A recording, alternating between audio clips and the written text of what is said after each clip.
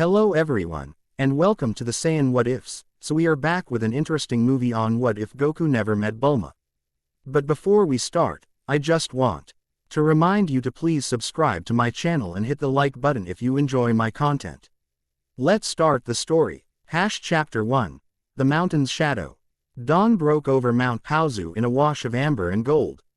Light spilling through ancient trees like honey through a sieve. A lone figure moved with practiced silence through the underbrush, bare feet finding purchase on moss-slick stones without disturbing so much as a single dewdrop. Son Goku paused, nostrils flaring as he caught the scent of his prey, a tusked boar that had wandered too close to his territory. The 17-year-old's muscles tensed beneath sun-bronzed skin, coiled power waiting for release. The morning mist clung to his wild, spiky black hair and drifted around his powerful frame. He wore only tattered GI pants, faded blue and frayed at the edges, the last remnants of civilization that Grandpa Gohan had brought to this mountain wilderness. The old man's voice still echoed in his memory, though 5 years had passed since his grandfather's mysterious death beneath the full moon. Patience, Goku whispered to himself, Gohan's favorite teaching becoming a mantra that tethered him to human speech when days often passed without him uttering a word. The boar snuffled beneath a grove of chestnut trees, oblivious to the predator watching from above. Goku's tail, an unexplained anomaly that had fascinated his grandfather, twitched once behind him. Then went still. In one fluid motion, he launched himself from the branch, a silent projectile hurtling toward Earth. The impact never came. Instead, Goku arrested his momentum mere inches from the ground, hovering momentarily before landing with impossible lightness on the forest floor. The boar sensed him too late, squealing in alarm as Goku's hand shot out with blinding speed, striking a precise point at the base of the creature's skull. The animal collapsed instantly, not dead, but unconscious. "Thank you for your sacrifice," Goku murmured, his voice rough from disuse as he hoisted the massive beast onto his shoulders with effortless strength. The journey back to his home took mere minutes, though any normal man would have required hours to navigate the treacherous mountain terrain with such a burden. Goku moved with the confidence of someone who knew every root, stone, and hidden sinkhole across the vast wilderness he called home. His dwelling, half cave, half cabin, nestled against the mountainside, sheltered by a natural overhang of granite. Grandpa Gohan had begun the structure, but Goku had expanded it over the years, instinctively creating something that balanced human comfort with the natural formations. Morning light slanted through strategically placed openings in the stone, illuminating the sparse interior. At the center of the single room, atop a small hand-carved pedestal, sat Goku's most precious possession, a perfectly spherical orange crystal with 4 red stars suspended within its depths. Grandpa Gohan had called it his dragon treasure, a mysterious bauble that sometimes seemed to pulse with inner light when darkness fell. Goku placed the boar outside his dwelling and approached the pedestal, performing the daily ritual of greeting that connected him to his only family. "Morning, Grandpa," he said, touching his forehead briefly to the cool surface of the orb. "Good hunting today. I'll make you proud." With practiced efficiency, Goku prepared the boar, wasting nothing. The pelt would join others he had tanned for winter use, the meat would be smoked and preserved, the bones crafted into tools. Self-sufficiency was second nature to him, a necessary skill in the isolation of Mount Paozu. As he worked, something prickled at the edge of his awareness. Goku froze, knife hovering above the boar carcass. His heightened senses, far beyond human norm, detected disturbances in the forest rhythm.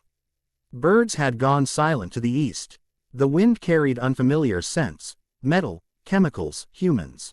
Many humans. Strangers rarely ventured this deep into Mount Paozu's wilderness.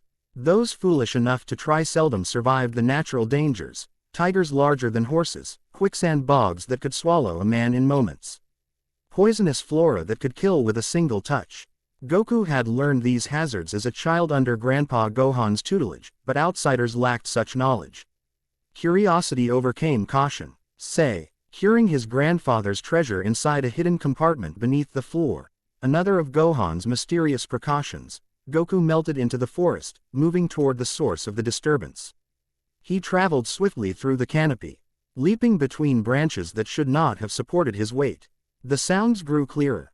Mechanical whirs, electronic beeps, and human voices, one rising above the others with unmistakable authority. The readings are strongest in this sector. Fan out and establish a perimeter. Remember, we're looking for anomalous energy signatures, not just physical artifacts. Goku crept closer, concealed within the dense foliage of an ancient oak. Below, a clearing had been transformed into an impromptu camp. White domed tents housed strange equipment that blinked and hummed. Men and women in matching khaki uniforms moved with purpose, carrying instruments Goku couldn't identify. At the center stood a woman unlike any he had seen in his limited experience. Tall and straight-backed, she directed the others with precise gestures of slender hands. Her hair, black as a moonless night, was pulled into a severe knot at the nape of her neck, accentuating sharp cheekbones and intelligent eyes. Unlike her companions, she wore a crimson jacket over her uniform, marking her as their leader. Goku studied her with the same intensity he might observe a new predator in his territory. Something about her presence disturbed him more than the others, an energy that seemed to pulse around her like heat waves above sun-baked stone. Dr. Mizuki, a younger man, jogged up to her, breathing heavily. The satellite uplink is established. Central Command requests your preliminary findings within the hour. The woman, Mizuki, barely glanced at him, her attention fixed on a handheld device. Inform them we've only just begun survey operations. Preliminary findings would be premature and potentially misleading. But ma'am, Director Chen specifically. Director Chen isn't standing in the middle of the most geomagnetically anomalous region on the planet, is he? Her voice remained level, but Goku detected the subtle shift in her scent that indicated irritation. Tell him he'll receive my report when I have something substantive to report. The subordinate hesitated, then nodded stiffly. Yes, Doctor. Mizuki returned to her device, fingers dancing across its surface with practiced precision. These readings make no sense, she murmured to herself. The energy signature matches nothing in our database, yet it has distinctive patterns suggesting intelligent design. Goku leaned forward slightly, intrigued by the strange words and stranger concepts. The branch beneath him creaked, a sound imperceptible to ordinary humans but clearly audible to the woman below. Mizuki's head snapped up, eyes narrowing as they scanned the canopy with unsettling accuracy. We're being watched, she announced calmly, causing her team to freeze in place. Security Protocol 7. The response was immediate. Several uniformed men produced weapons, sleek metal objects that Goku recognized as guns from Grandpa Gohan's rare stories about the world beyond the mountain. The wild-haired youth remained perfectly still, controlling even his breathing as trained eyes swept past his hiding place. Quadrant 3, Section 5 shows heightened thermal readings, a security officer reported.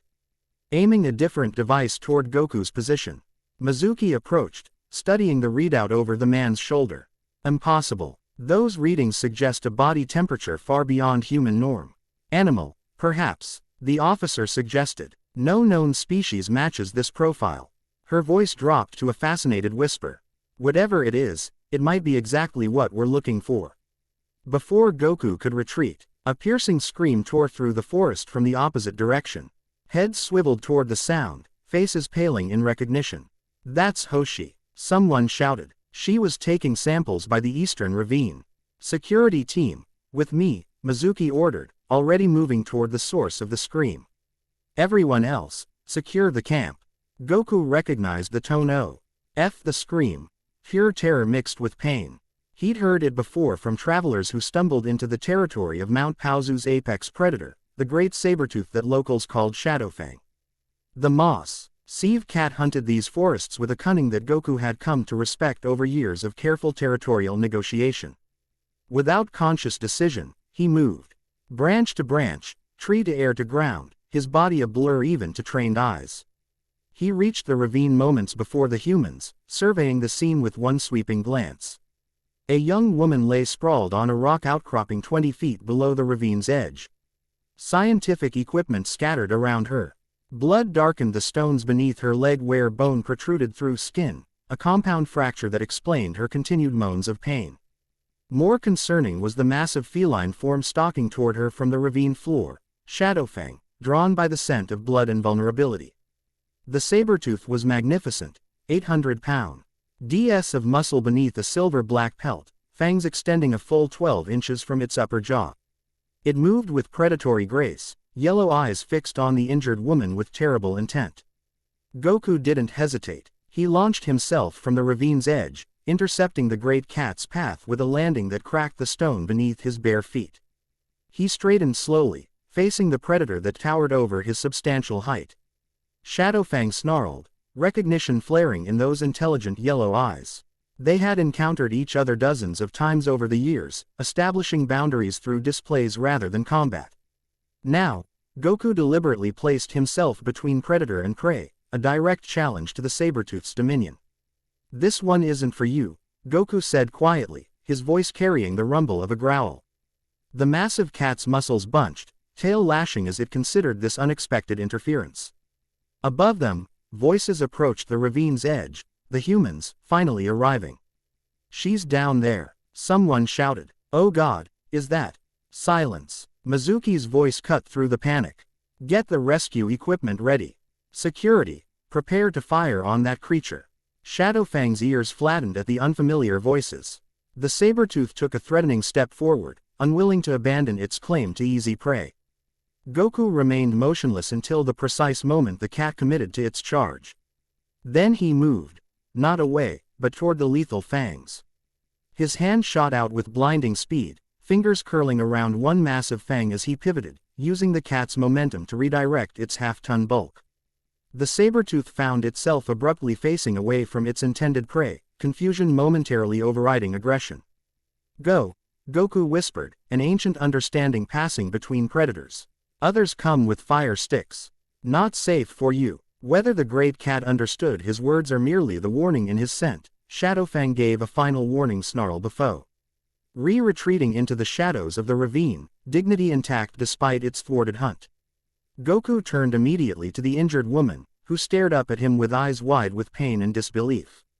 "You," she gasped. "How did you?" "Don't move," he instructed, his voice gentler than it had been with the saber-tooth. He knelt beside her, assessing the injury with experienced eyes. The bone K was clean despite its gruesome appearance. More concerning was the rate of blood loss. Without hesitation, Goku tore a strip from his already ragged pants, creating a tourniquet that he applied with practiced skill above the wound. "This will hurt," he warned seconds before setting the bone with one swift movement. The woman's scream echoed off the ravine walls, then subsided into sobbing gasps. P.S. as Goku stabilized the limb with strips of bamboo from a nearby grove. Who are you?" she managed between pained breaths. Goku looked up at her, realizing how strange he must appear, half-naked, wild-haired, with a furry tail now visible behind him. "I'm Son Goku," he said simply. "This is my mountain." The sound of sliding rocks announced the arrival of others. Mizuki led the descent, rappelling down the ravine wall with surprising agility for someone Goku had categorized as a knowledge keeper rather than a hunter. She landed lightly on the outcropping, eyes widening as they took in Goku's appearance. The makeshift medical intervention, and the conspicuous absence of the predator her team had reported. "Hoshi, are you all right?" she asked, though her gaze remained fixed on Goku. "Dr. Mizuki," the injured researcher gasped. "This man, he saved me." The saber-tooth was about to attack when he just appeared and drove it away. Mizuki's analytical gaze swept over Goku, kata, logging details with scientific precision. "You drove away a fully grown saber-tooth with your bare hands." Goku shrugged, uncomfortable under her scrutiny. "Shadowfang knows me. We respect each other's territory." "Shadowfang," Mizuki repeated. "You've named it." "That's what the village elders call him," Goku corrected. "I've never needed a name for him." The conversation paused as more expedition members arrived, carrying a stretcher and medical equipment. Goku stepped back, allowing them to take over Hoshi's care. He watched their methodical movements with curiosity. Their medicines and techniques were different from the herbal knowledge Grandpa Gohan had taught him, yet the underlying purpose was familiar. Mizuki's attention hadn't wavered from him. "You said this is your mountain. You live here, alone." Goku nodded once, already calculating the fastest route back to his dwelling. These humans, while interesting, represented a disruption to his territory and routine. Wait, Mizuki said, correctly interpreting his shift in posture as preparation to leave. I have questions. Your friend needs help, Goku interrupted, gesturing toward Hoshi being carefully transferred to the stretcher. You should take her back to your camp. My team can handle that, Mizuki countered. I'd like to speak with you. Something in her tone, not commanding like she'd been with her team, but colored with genuine curiosity, made Goku pause. Grandpa Gohan had always encouraged curiosity, calling it the hunger that feeds wisdom. Perhaps this woman hunted knowledge the way he hunted food. Why are you here? He asked bluntly. This mountain is dangerous for outsiders. Mizuki's expression shifted subtly, calculation replacing surprise. We're conducting a scientific survey. This region has unique properties that my organization is interested in studying. What properties? Goku pressed, recalling her earlier words about energy signatures. Instead of answering, Mizuki reached into her jacket pocket and removed a small device. She held it toward Goku, watching as its display flickered and the machine emitted a high-pitched whine. Fascinating, she murmured. You're irradiating the same energy signature we detected from orbit.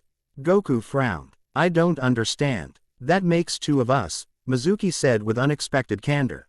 Would you be willing to come to our camp? Just to talk. I promise no one will try to detain you. The security team had finished securing Hoshi to the stretcher and now regarded Goku with poorly concealed wariness, hands hovering near their weapons. The wild-haired youth assessed their stance, knowing he could disable all four before they could draw their guns, but equally certain that violence wasn't necessary. I'll come, he decided, curiosity winning over caution. But I won't stay long. The journey back to the expedition camp revealed more about these strangers than hours of observation had.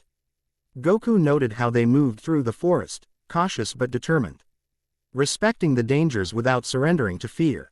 Mizuki particularly impressed him, navigating difficult terrain with the same focused attention she gave to her instruments.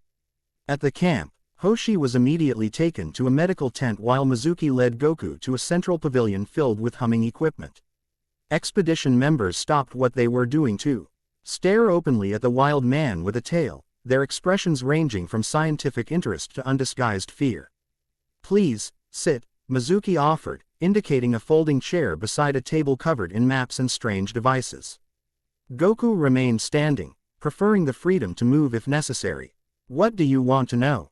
Mizuki studied him for a moment before nodding in acceptance of his terms. He placed her scanning device on the table, where its display continued to pulse with readings. How long have you lived on Mount Paozu? She began. Always, Goku answered. My grandfather found me here as a baby. He raised me until I was 12. Then he died, and I've been alone since. Your grandfather, Mizuki echoed. What was his name? Son Gohan. The name triggered an immediate reaction. Mizuki's composed demeanor cracked, genuine surprise widening her eyes.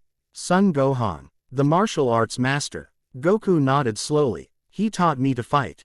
To survive. Son Gohan was legendary in martial arts circles. Mizuki explained, excitement coloring her typically measured voice. He was said to have trained under the great master Roshi before disappearing from public life decades ago. No one knew what became of him. The mention of Roshi, a name Grandpa Gohan had mentioned in bedtime stories, lent credibility to Mizuki's words. Goku relaxed slightly, his natural wariness tempered by this connection to his past. What's that? He asked, pointing to the device still monitoring him. An energy spectrometer, Mizuki answered readily. It measures different types of energy, heat, electrical, magnetic. But it's also calibrated to detect certain unique energy signatures that conventional science doesn't fully explain yet. She paused, gauging his comprehension. Your body products such energy at levels of never seen before. Goku absorbed this information silently. Grandpa Gohan had spoken of Ki, the living energy that flowed through all things, and taught him to sense and channel it. Was this what Mizuki's machines detected? Is that why you came to the mountain? To find this energy? Partially, Mizuki acknowledged, but we're also searching for artifacts. Objects of power from ancient times. Something in her tone triggered a protective instinct. Goku's thoughts immediately went to his grandfather's orange crystal sphere, the 4-star dragon treasure hidden beneath his dwelling floor. What kind of objects? He asked, keeping his voice deliberately neutral.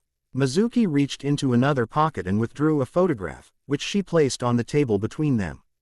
Like this, Goku felt a jolt of recognition. The image showed an orange sphere identical to his grandfather's treasure, except this one contained 6 red stars instead of 4. We call them Dragon Balls, Mizuki continued, watching his reaction closely. According to legend, 7 exist in total, each containing a different number of stars, from 1 to 7. When gathered together, T.H. said to grant a single wish to the one who summons the eternal dragon. Wish, Goku repeated skeptically. Grandpa Gohan had never mentioned such powers, though he had been adamant about keeping the sphere safe. A myth, perhaps, Mizuki conceded, but what isn't mythical is the energy these artifacts emit. Energy remarkably similar to what radiates from you. Her gaze intensified. Have you ever seen an object like this? Before Goku could decide how to answer, commotion erupted outside the pavilion. A security officer burst through the entrance, face taut with urgency. Dr. Mizuki, unidentified aircraft approaching from the northwest. They're not responding to hails. Mizuki was on her feet instantly, professionalism replacing scholarly curiosity. Military. Unknown, ma'am, but they're armed and moving with purpose toward our position. Initiate Security Protocol 3, she ordered. Prepare for emergency evacuation if necessary. The camp transformed in seconds. From scientific outpost to disciplined crisis response. Goku watched as equipment was secured, data backed up, and defensive positions established with practiced efficiency. These were not mere edge seekers but a highly trained unit with clear military influences. Mizuki turned back to Goku, urgency hardening her features. You should go. It's not safe here. Who comes? Goku asked, sensing her genuine concern. I don't know, she admitted, but in my experience, unidentified armed aircraft in restricted wilderness rarely bring friendly visitors. Goku moved to the pavilion entrance, enhanced senses stretching outward. The distant thrum of engines reached his ears long before the aircraft came into view. 3 sleek helicopters painted matte black with a distinctive insignia on T.Air sides. 2 overlapping red triangles forming an abstracted ribbon shape. Red ribbon, Mizuki hissed, recognition and alarm mixing in her voice. We need to evacuate now. Red ribbon, Goku repeated the unfamiliar term. A paramilitary organization, she explained tersely. They masquerade as a global security corporation, but they're essentially a private army for hire with their own agenda. If they're here, she didn't finish the thought, already moving to coordinate her team's evacuation. Goku remained at the pavilion entrance, curiosity overriding caution as he watched the approaching helicopters. Something about this situation resonated with warnings Grandpa Gohan had given him, to be wary of men who came in groups, carrying weapons and ambition in equal measure. The helicopters circled the clearing once before the lead aircraft descended to hover 15 feet above the ground. An amplified voice boomed from speakers mounted on its underside. Attention unauthorized research team. You are trespassing on Red Ribbon Army designated territory. Surrender all research materials and equipment immediately. Resistance will be met with lethal force. Mizuki appeared beside Goku, face pale but composed. They're bluffing. This region isn't under any nation's jurisdiction, let alone a private military company's. They have many weapons, Goku observed, noting the mounted guns on each helicopter. They want our research, Mizuki replied grimly. The Dragon Balls have been my project for years. If the Red Ribbon Army is pursuing them too. She shook her head sharply. We need to get our data out of here. You have 10 seconds to comply, the amplified voice continued. 9, 8. Get your people to safety, Goku said, decision made. I'll distract them. Mizuki grabbed his arm, the first time she'd initiated physical contact. That's suicide. Those are military-grade weapons. Goku gently removed her hand, a small smile playing at the corners of his mouth. Grandpa Gohan taught me how to deal with bullets. Before she could respond, he stepped into the clearing, directly beneath the hovering helicopter. The countdown stopped abruptly as all attention focused on the wild-haired, bare-chested youth with a monkey's tail. This is my mountain, Goku called up to them, voice carrying easily over the engine noise. You're not welcome here. A moment of stunned silence followed before laughter crackled over the amplified speakers. Stand down, primitive, This doesn't concern you. In response, Goku crouched slightly, muscles tensing in preparation. Behind him, Mizuki's team used his distraction to begin their evacuation, moving essential equipment and data toward the forest edge where emergency vehicles waited. The lead helicopter descended another few feet, a spotlight activating to illuminate Goku in the clearing. Final warning. Clear the area or be eliminated. Goku's response was not in words but action. He launched himself upward with explosive force, covering the 15-foot gap between ground and helicopter in a single bound. His hands grasped the aircraft's landing skid, muscles flexing as he abruptly altered its stabilized hover. The helicopter lurched violently to one side, alarms blaring within its cockpit as pilots fought to compensate for the sudden weight imbalance. Goku swung himself upward, landing in a crouch on the cockpit bubble where startled pilots stared in disbelief at the wild man perched outside their supposedly secure aircraft.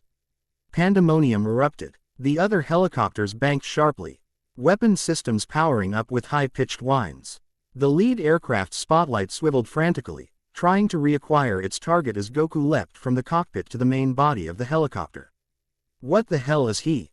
someone shouted over an open radio channel.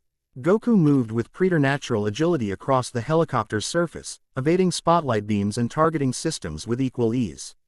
Reaching the tail assembly, he grasped the stabilizer fin and pushed. Metal groaned in protest as supernatural strength bent the aerodynamic surface. The helicopter immediately began spinning, control compromised by the damaged component. Goku launched himself toward the second aircraft as the first fought to maintain altitude, its threat neutralized without permanent harm to its occupants. "Open fire," a panicked voice ordered over the communications system. Machine gun fire erupted from the remaining helicopters, tracer rounds cutting luminous paths through the twilight air. Goku weaved between bullet streams with impossible speed, using the helicopters themselves as shields against crossfire. On the ground, Mizuki paused in her evacuation efforts, transfixed by the aerial display. "Impossible," she whispered as Goku performed feats that defied human limitation. The wild-haired youth reached the second helicopter and repeated his sabotage strategy, compromising its flight capability without endangering its crew. As both damaged aircraft retreated to safer distances, the third helicopter, clearly carrying the operation commander, altered tactics. A side door slid open, to reveal a man in distinctive red uniform, aiming not a conventional weapon but a cannon-like device that hummed with ominous energy. The weapon discharged a pulsating blue sphere that moved too quickly for evasion. The energy blast caught Goku squarely in the chest, enveloping him in crackling blue light before exploding with concussive force. The shockwave rippled outward, flattening trees at the clearing's edge and sending Mizuki's team diving for cover. For a moment, Goku vanished within the explosion's heart. The Red Ribbon commander lowered his weapon, satisfaction evident even at a distance. "Target neutralized," he announced. "Proceed with research team detainment." His triumph proved premature. As the energy dissipated, a figure remained, clothes singed, skin reddened, but fundamentally unharmed.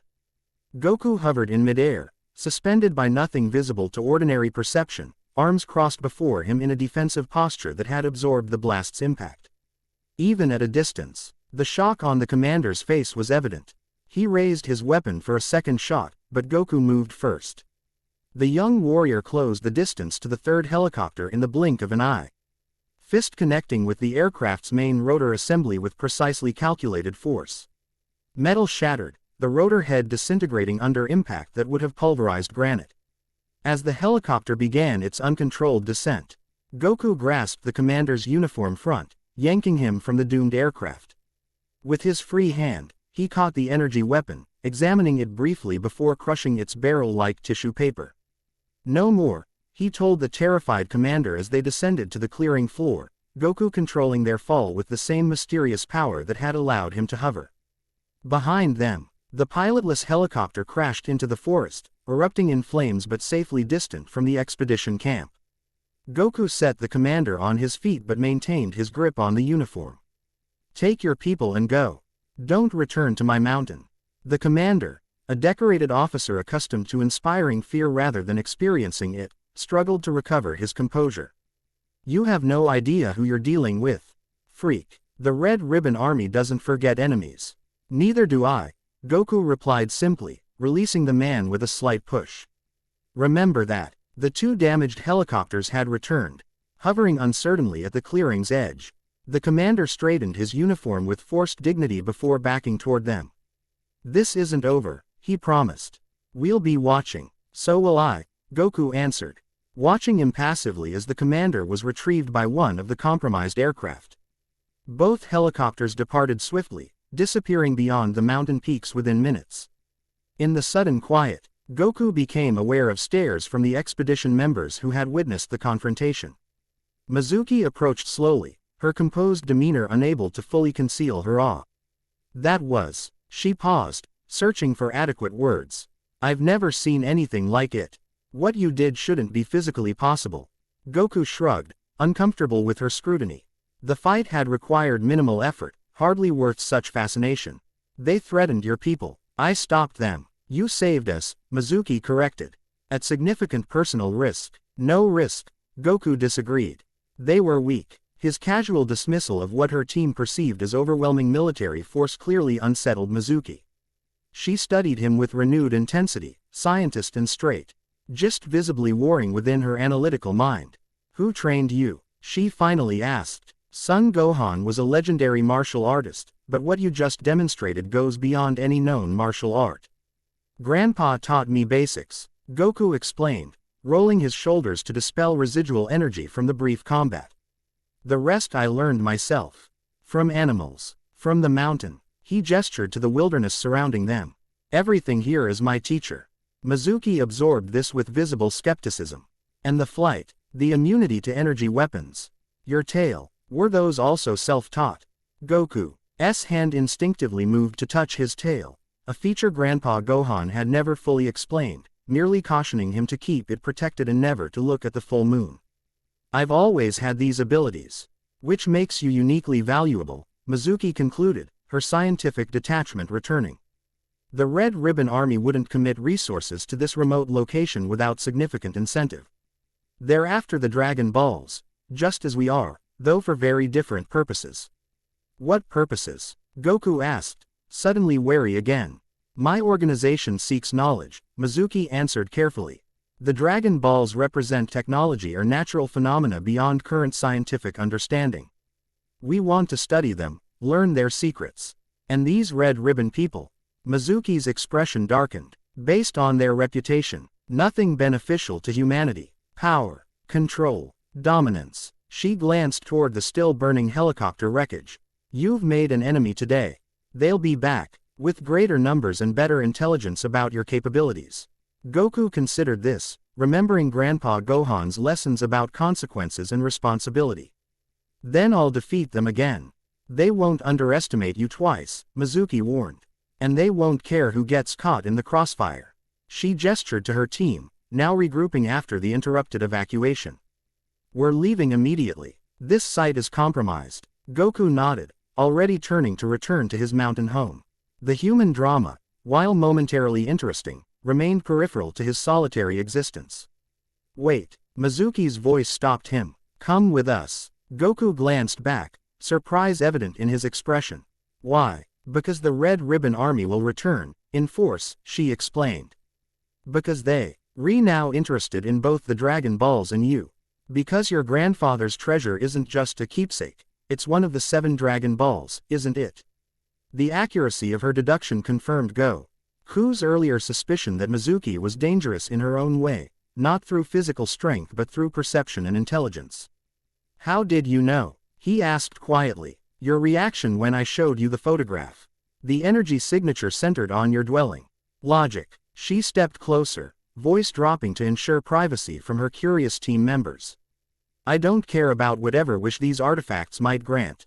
I care about knowledge, understanding, and you, Son Goku, represent a scientific mystery potentially more valuable than the Dragon Balls themselves. Goku frowned. I'm not a mystery, I'm just me. A young man who flies without technology, withstands energy weapons that could vaporize steel, possesses a prehensile tail, and generates power readings that overload our most sensitive equipment. Mizuki enumerated. From a scientific perspective, you're the discovery of a lifetime. Her frank assessment triggered memories of Grandpa Gohan's warnings about those who Old see him as something to study rather than someone to know. Yet Mizuki's honesty suggested a different approach, acknowledgement of her scientific interest paired with respect for his autonomy. I won't be experimented on, Goku stated firmly. I'm not offering a laboratory cage, Mizuki assured him. I'm offering an alliance, protection from the Red Ribbon Army, access to information about your grandfather's world, the civilization he left to raise you in isolation. And perhaps, she hesitated briefly, perhaps answers about your unique nature. The temptation of knowledge about himself, origins that even Grandpa Gohan had never fully explained, resonated unexpectedly. 5 years of solitude had given Goku ample time to wonder why he alone possessed a tail, why the full moon was forbidden to him. Why his strength continually grew beyond what should be possible.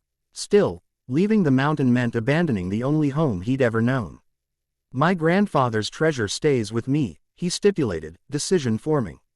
Of course, Mizuki agreed readily. It's yours to protect, and I return whenever I choose. You'll have complete freedom, she confirmed. We're partners in this, not captor and subject. Goku considered her words, sensing no deception in her tone or posture. Whatever Mizuki's scientific ambitions, they appeared tempered by ethical boundaries and genuine intellectual curiosity. I'll come, he decided finally, after I get Grandpa's ball. Relief and excitement mingled in Mizuki's expression, the first truly unguarded emotion she'd displayed. We'll prepare transport. Can you be ready in an hour? Goku nodded, already calculating the swiftest route back to his dwelling. As he turned to leave, Mizuki called after him. Son Goku, thank you for saving us. He paused, unused to gratitude. Grandpa Gohan had taught him that protection was responsibility, not cause for thanks. Still, the acknowledgement felt appropriate, a human custom he vaguely remembered from childhood. You're welcome, he responded awkwardly before disappearing into the forest with inhuman speed. The journey to his home took minutes at his pace. Once there, Goku gathered few possessions, his grandfather's fighting GI, carefully preserved, a staff of near indestructible red wood that extended at command, and a small pouch of medicinal herbs unique to Mount Paozu. Material attachments meant little to him beyond their practical value or connection to Grandpa Gohan. Most precious was the 4-star Dragon Ball, retrieved from its hidden compartment and carefully wrapped in protective cloth. Goku cradled it briefly, seeking connection to his grandfather's spirit. I'm leaving the mountain, Grandpa, he whispered to the gleaming sphere. To learn about the world you came from. To understand what I am. The ball seemed to pulse once with inner light, perhaps merely sunlight catching its crystalline structure, perhaps something more. Goku secured it within his herbal pouch, then took a final look at the dwelling that had been his sanctuary since childhood. He would return. Mount Paozu was home in a way no human settlement could match. But Grandpa Gohan had also spoken of responsibility beyond self, of knowledge as both burden and freedom. Perhaps it was time to embrace both. The return journey allowed Goku to observe the expedition's efficient evacuation. Vehicles had been summoned from hidden locations, equipment packed with methodical haste, security perimeters established to cover their retreat. What had appeared a scientific expedition increasingly resembled a military operation with academic veneer. Mizuki met him at the clearing's edge, relief evident when she spotted the small bundle he carried. You're traveling light. I don't need much, Goku replied simply. Your Dragon Ball, it's secure? She asked quietly. Goku nodded once, instinctively shifting to keep the precious bundle from her direct line of sight. Trust would come slowly, if at all. Good, Mizuki approved. The fewer people who know you possess it, the better. She gestured toward a sleek vehicle unlike the utilitarian transports loading equipment and personnel. We'll travel separately from the main convoy. Safer that way. The vehicle, which Mizuki called a hybrid atmospheric craft, combined ground transportation capabilities with limited flight functions. Goku examined it with undisguised curiosity, running his hand over the smooth metallic surface. It flies, he confirmed, comparing it to the helicopters he'd disabled. Low altitude only, Mizuki explained, opening a door to reveal a surprisingly luxurious interior. Primarily for avoiding rough terrain rather than true flight. Please, get in. Goku hesitated at the threshold. The enclosed SP Ace triggered instinctive wariness, a predator's reluctance to enter potential traps. Sensing his discomfort, Mizuki stepped back. The cockpit opens fully, she demonstrated, pressing a control that retracted the craft's roof. You're not confined. The modification eased Goku's concern enough for him to enter, though he remained perched rather than seated, ready to launch himself clear at any sign of threat. Mizuki took the pilot's position, hands moving with practiced precision across the control interface. Our destination is approximately 3 hours away, she informed him as the craft hummed to life. A research facility on the eastern coast, well concealed and protected from both governmental and corporate intelligence services. Goku absorbed this information silently, attention. Divided between the fascinating technology surrounding him and the rapidly retreating landscape of his mountain home. As they ascended above the tree line, he caught a final glimpse of his dwelling, a barely visible anomaly in the wilderness that had sheltered him since birth. You'll return, Mizuki said softly, correctly interpreting his gaze. I promise. The craft accelerated smoothly, hugging the contours of Mount Paozu before turning eastward toward territories unknown to Goku.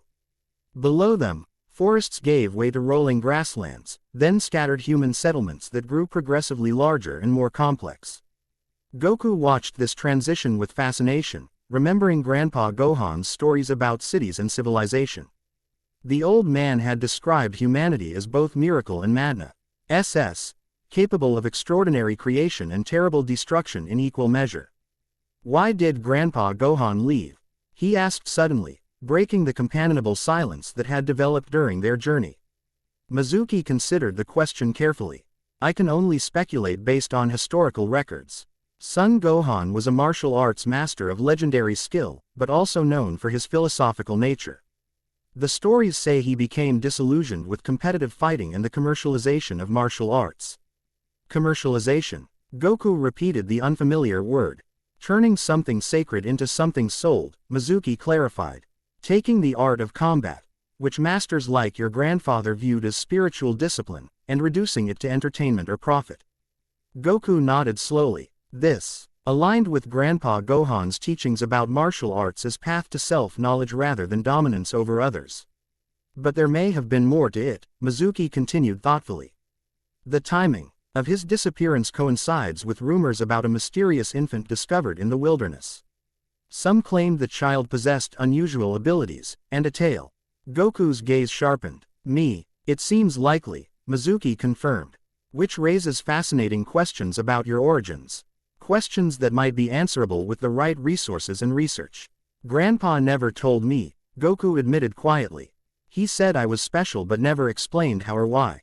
Perhaps he didn't know himself, Mizuki suggested. Or perhaps he sought to protect you from those who would exploit your uniqueness. The conversation paused as they passed over a sprawling metropolitan area, Goku's first glimpse of true urban development. Buildings reached toward the sky like artificial mountains, roads formed.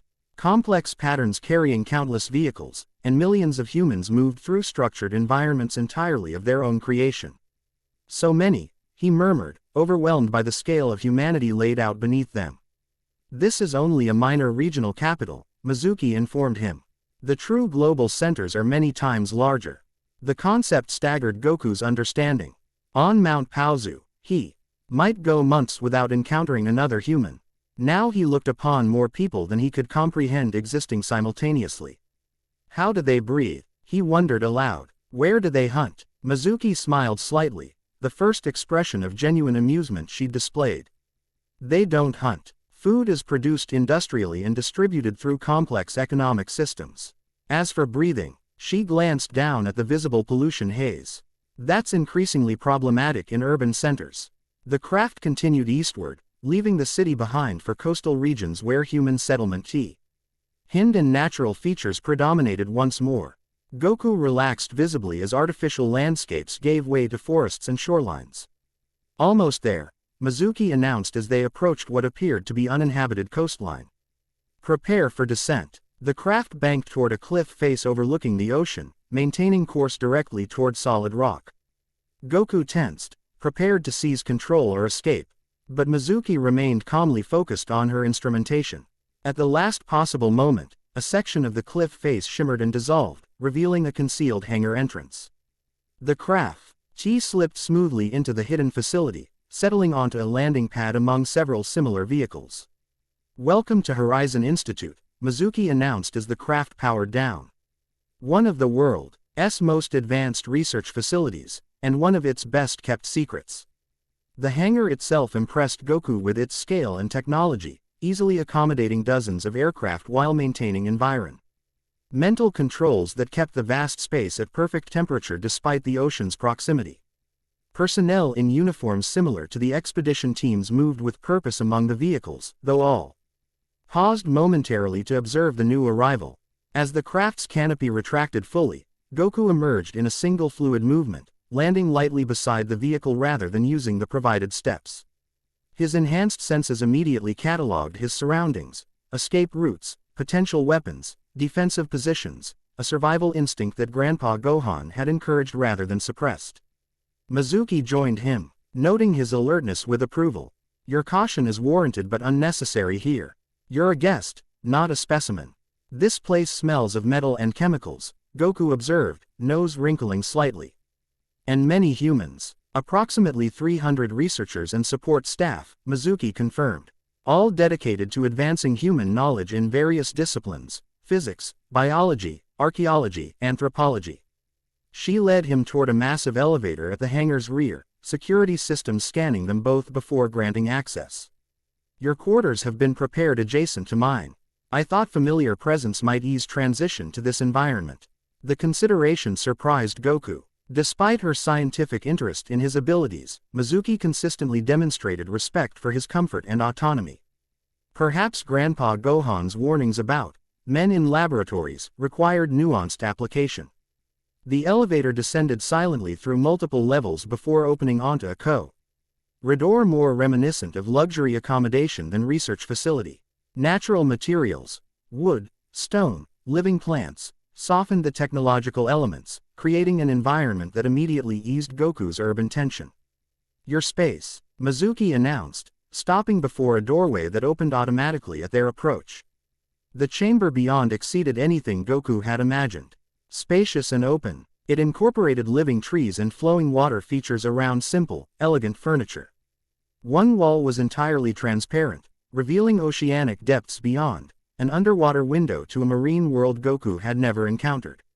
"This is, for me?" he asked, genuine disbelief coloring his question. "Designed specifically based on psychological profiles of individuals raised in wilderness environments," Mizuki explained. "The natural elements should help minimize transition stress while providing familiar sensory inputs." Goku moved cautiously into the space, inhaling the surprisingly fresh air. Despite being underground and underwater simultaneously, the room smelled of forest and earth rather than artificial materials. "How?" he wondered, gesturing to the living ecosystem within the chamber. "Specialized bioengineering," Mizuki answered with evident pride. "Horizon Institute leads several scientific fields, including closed system ecology. This room maintains its own oxygen cycle, water purification, and temperature regulation without external inputs." The technical explanation meant little to Goku, but the result impressed him deeply. These humans had captured something of his mountain home's essence within their artificial structure, an achievement that spoke to greater understanding than he had anticipated. "Thank you," he said simply, placing his small bundle of possessions beside a naturally formed stone shelf. Mizuki nodded, acknowledging both his gratitude and the significant trust it represented. "Rest tonight. Tomorrow, if you're willing, we'll begin discussing the Dragon Balls, and how to protect them from the Red Ribbon Army." As she turned to leave, Goku asked one final question: "Why do they want the balls so badly? What wish could be worth such effort?" Mizuki paused in the doorway, expression troubled. "The legend says the eternal dragon grants any wish within its power. Immortality, unlimited wealth, dominion over others." She met his gaze directly. "What would you wish for, Son Goku, if you held that power?" The question caught him unprepared. Wishes belong to Grandpa Gohan's bedtime stories, fantasies rather than possibilities requiring ethical consideration. "I don't know," he admitted honestly. "I've never needed anything I couldn't find or make myself." Something like approval flickered in Mizuki's eyes. That perspective is precisely why some people should never possess such power, and why others might be worthy of it. She inclined her head slightly. Good night, Son Goku. Your journey has just begun. As the door closed behind her, Goku moved to the underwater viewing wall, watching strange fish navigate the ocean depths beyond. His reflection overlaid their movements: wild hair, powerful physique, the ever-present tail that marked him as something other than fully human. The 4-star Dragon Ball rested in his hands, orange surface catching the room's gentle illumination. Within its depths, the 4 stars seemed to shift and dance as if alive. What am I, Grandpa? He whispered to the treasured keepsake. And what journey have you set me upon? No answer came from the crystalline sphere, yet Goku felt a sense of rightness in his decision to leave Mount Paozu. The mountain had been sanctuary and teacher, but the world beyond called with promises of knowledge long denied, about himself, about his origins, about the potential within him that even Grandpa Gohan might not have fully understood. Tomorrow would bring new challenges. The Red Ribbon Army would not abandon their pursuit. Mizuki and her Horizon Institute harbored their own ambitions, however benevolent their presentation. The Dragon Balls themselves represented power beyond mortal comprehension. Yet tonight, watching alien creatures navigate their underwater realm, Goku felt something unexpected: anticipation. The wilderness had taught him to live in the moment, to face each challenge as it came without fear or hesitation. This new wilderness of human civilization and ancient mysteries would demand no less.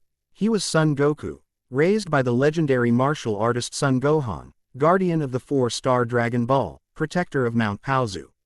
Whatever came next would find him ready. The stars in his grandfather's treasure seemed to pulse once in agreement. Chapter 1 and Chapter 2, Echoes of Civilization.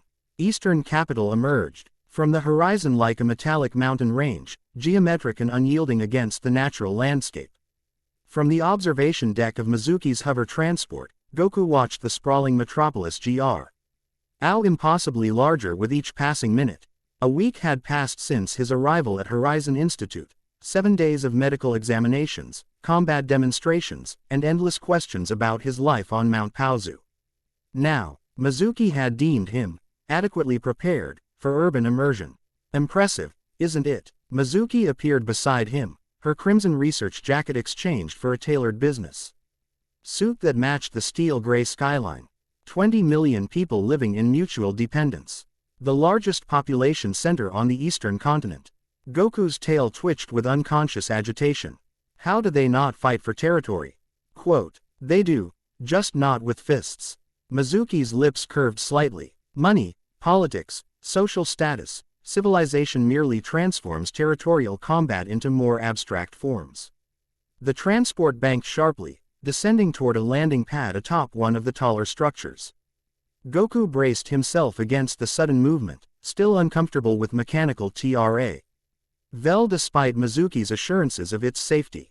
His 4-star Dragon Ball remained secure in an inner pocket of the new clothing he'd reluctantly accepted, simple black pants and a sleeveless blue tunic that accommodated his tail while appearing less conspicuous than his mountain attire. Remember our cover story, Mizuki instructed as they prepared for landing. Your son Goku, a martial artist from the remote western provinces, here to participate in the regional advancement tournament. I'm Drive, Mizuki Tanaka, your sponsor and manager. Why lie? Goku asked bluntly. The concept of strategic deception remained foreign despite Mizuki's patient explanations. Because the truth, that you're a potentially non-human entity with extraordinary abilities being pursued by a paramilitary organized ion-seeking mystical artifacts, would create complications. Her tone softened at his frown. Consider it protective camouflage, like how forest animals blend with their surroundings. This comparison resonated better. Goku nodded once, accepting the necessity if not fully embracing the practice. The transport settled onto the landing pad with a gentle hiss of pneumatics. As the exit ramp extended, Goku's enhanced senses were immediately assaulted by the city's olfactory barrage, vehicle emissions, industrial processes, food preparation, and the concentrated scent of millions of humans living in proximity. He struggled to control his reaction, nostrils flaring as he sorted through the overwhelming sensory input. Breathe through your mouth initially, Mizuki advised, noting his discomfort. Your olfactory sensitivity will adapt within hours. The suggestion helped, though the city's cacophony presented a similar challenge to his hearing. Goku followed Mizuki from the landing pad into a glass-walled elevator that plunged them toward street level with disconcerting speed. The vertical descent offered glimpses of the urban ecosystem, office workers in identical attire, luxury apartments with panoramic views, commercial districts bustling with activity. This building belongs to a Horizon Institute subsidiary, Mizuki explained as the elevator slowed. We maintain several properties throughout Eastern Capital to facilitate urban operations without attracting attention. The doors opened onto an austere lobby staffed by a single attendant who nodded respectfully as they passed. Beyond the building's entrance, Eastern Capital's true nature revealed itself, a sensory onslaught of movement, noise, and artificial light that momentarily froze Goku in place. Vehicles of various designs clogged the wide boulevard, their collective engine noise creating a mechanical roar that vibrated through the concrete beneath his feet. Pedestrians flowed around them like water around stones, each person seemingly fixated on individual destinations despite their proximity to countless others. Overhead, massive digital displays projected advertisements featuring humans with impossible physical proportions promoting products Goku couldn't identify. Overwhelming, Mizuki observed, allowing him a moment to acclimate. How do they focus with so many distractions?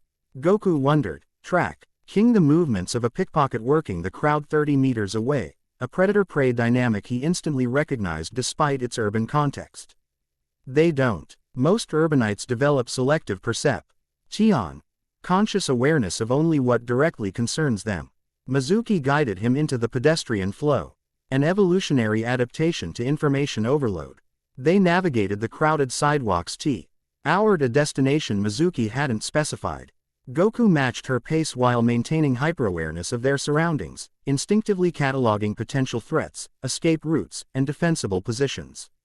Despite Horizon Institute's assurances that the Red Ribbon Army couldn't track them here, his wilderness-honed instincts remained vigilant. We're being followed, he said quietly after 3 blocks, having noticed the same nondescript man maintaining consistent distance through varying crowd densities. Mizuki didn't break stride or turn to look. Yes, Institute security, standard protocol for urban operations. There are 2 more, Goku added. Rooftop across the street and woman with red bag 20 meters back. This information did cause Mizuki to glance at him, genuine surprise. Briefly disrupting her composed demeanor. Impressive situational awareness. Most trained operatives wouldn't have spotted the rooftop surveillance. The observation wasn't praise-seeking but factual. Goku reporting environmental data as naturally as commenting on weather conditions. His attention had already shifted to a new anomaly, a subtle pattern of crowd movement indicating coordinated positioning by multiple individuals. 8 people creating a net formation, he reported, muscles tensing imperceptibly. Not your security. Mizuki's expression remained neutral, but her pulse quick. Ned, a physiological response Goku detected through scent rather than visual cues. Probability of Red Ribbon operatives. High, Goku confirmed. They move like the helicopter soldiers. Without breaking stride, Mizuki activated a communication device disguised as a decorative bracelet. Security Alert Pattern 3. Potential hostiles in acquisition formation. Maintain distance but prepare for extraction. The acknowledgement came as a nearly imperceptible earpiece tone. Mizuki guided them toward a sprawling public plaza dominated by an ornate fountain, a location offering multiple escape routes but also greater exposure. The tournament registration pavilion is on the far side, she informed Goku calmly. We'll proceed as planned while security assesses the threat level. The plaza teemed with diverse humanity, business professionals hurrying between appointments, tourists photographing architectural details, street performers showcasing various talents for meager compensation. Under different circumstances, Goku would have found the social ecosystem fascinating. Now, he tracked the systematic positioning of their pursuers while projecting casual unawareness. If they attack in this crowd, people will be injured. He noted with concern. They won't risk public confrontation, Mizuki assured him. The Red Ribbon Army maintains legitimate business operations that require maintaining plausible deniability for their paramilitary activities. Halfway across the plaza, Goku's heightened senses detected the subtle change in their pursuers' formation, from surveillance to interception. One operative had produced a device resembling Mizuki's research equipment but with distinctly different energy signature. "They have a weapon," he alerted, subtly shifting position to place. Ace himself between Mizuki and the approaching threat. Before she could respond, the operative activated the device. No visible effect emanated from it, but Goku immediately felt the impact, a direct-onal pulse of energy that disrupted his internal ki balance. The sensation wasn't painful but disorienting, like suddenly losing proprioceptive awareness of his extremities. Neural inhibitor, MIZIC. I identified the technology through gritted teeth, evidently affected despite not being the primary target. Horizon prototype. They've stolen our research. The remaining operatives converged with practiced coordination, creating a human barrier that separated them from potential assistance. Civilians within the effect radius staggered or collapsed, creating chaotic cover for the extraction team. Approaching with wheelchair and medical insignia, a classic public abduction disguised as medical emergency. Goku's vision blurred as the neural inhibitor intensified, but his combat instincts operate on deeper levels than the technology could suppress.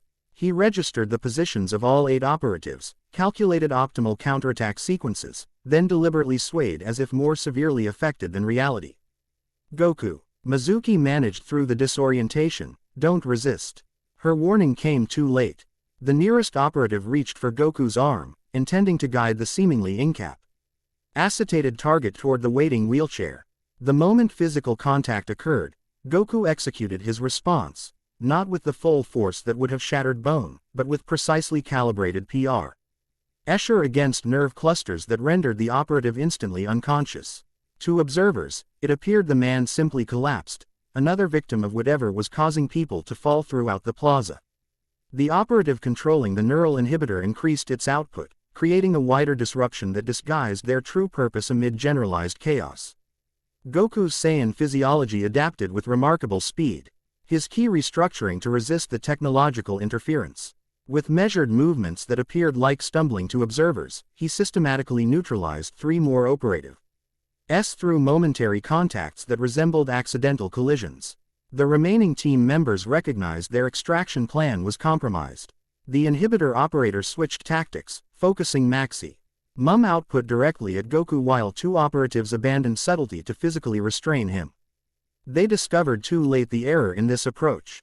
Freed from the need for concealment, Goku moved with his natural speed, a blur even to trained combatants. The neural inhibitor shattered in its operator's hands, crushed by force applied so rapidly the human eye registered only the result, not the movement that caused it. "Enough," Goku stated quietly, standing unaffected amidst the unconscious extraction team. Around them, confused civilians were recovering from the inhibitor's effects, attributing their momentary disorientation to various natural causes: fatigue, dehydration, blood pressure fluctuations. Mizuki regained her composure first, seamlessly transitioning to damage control. "Medical event," she announced to confused onlookers, displaying identification that caused immediate deference. "Situation contained. Please continue with your activities." Horizon Institute's security team materialized from the crowd, efficiently removing the unconscious operatives under the guise of medical transport. Within minutes, the plaza returned to normal functioning, the incident already transforming into distorted eyewitness accounts and social media speculation. "That was exceptionally handled," Mizuki acknowledged as they resumed their journey across the plaza, now flanked by Taitut security disguised as business associates. Though perhaps with more physical efficiency than tactical subtlety. "They chose poor tactics," Goku observed without pride or criticism. "Using technology that requires proximity against an opponent with superior close combat capabilities." Mizuki studied him with renewed analytical interest. "You intentionally appeared more affected than you were, drawing them into your optimal combat range. That's sophisticated counterintelligence tradecraft, not just instinctive fighting." Goku shrugged slightly. "Grandpa Gohan taught hunting principles. Sometimes you must become prey to catch predators." The tournament registration pavilion dominated the plaza's eastern edge, a sprawling temporary structure decorated with stylized images of martial artists in various combat poses. Banners proclaimed the 57th Regional Advancement Tournament, gateway to the Tenkaichi Budokai, accompanied by corporate sponsorship logos Goku couldn't decipher. The security team established perimeter positions while Mizuki guided Goku toward the registration entrance. The Regional Advancement Tournament is a qualifying event for the World Championship held every 5 years, she explained. Participants represent every fighting style and discipline across the Eastern Territories. Why enter me in this competition? Goku asked as they approached the registration desk staffed by officials in matching blue uniforms. 3 reasons, Mizuki replied quietly. First, legitimate participation establishes our cover story. Second, tournament environments attract information. Fighters gossip about everything, including rumors of mystical artifacts and unusual energy signatures. Third, your grandfather participated in these tournaments decades ago. His records might provide insights into your heritage. This final reason resonated most strongly. Despite Horizon Institute's extensive research capabilities, information about Son Gohan remained fragile. NTED, his life before Mount Paozu shrouded in contradictory accounts and deliberate obscurity. The registration process revealed civilization's bewildering bureaucratic nature. Forms required in format Ion Goku couldn't provide. Birth certificates, residential documentation, competitive history.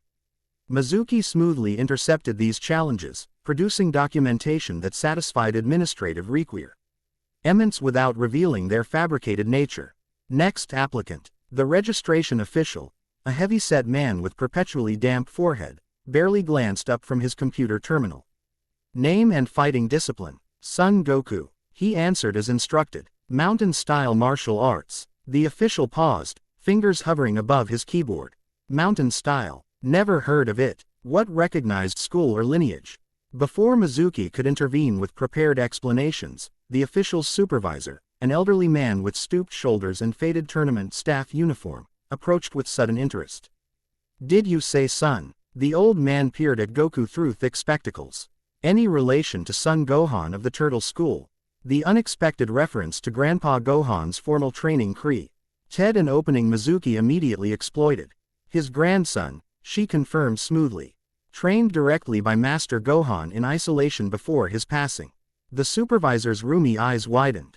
Extraordinary. Son Gohan was a finalist in the 21st Tenkaichi Budokai, would have won if not for that controversial match with Master Roshi. We never expected his lineage to return to the tournament circuit. This revelation about his grandfather, a specific achievement rather than general reputation, visibly affected Goku. His normally impassive expression softened with something approaching reverence.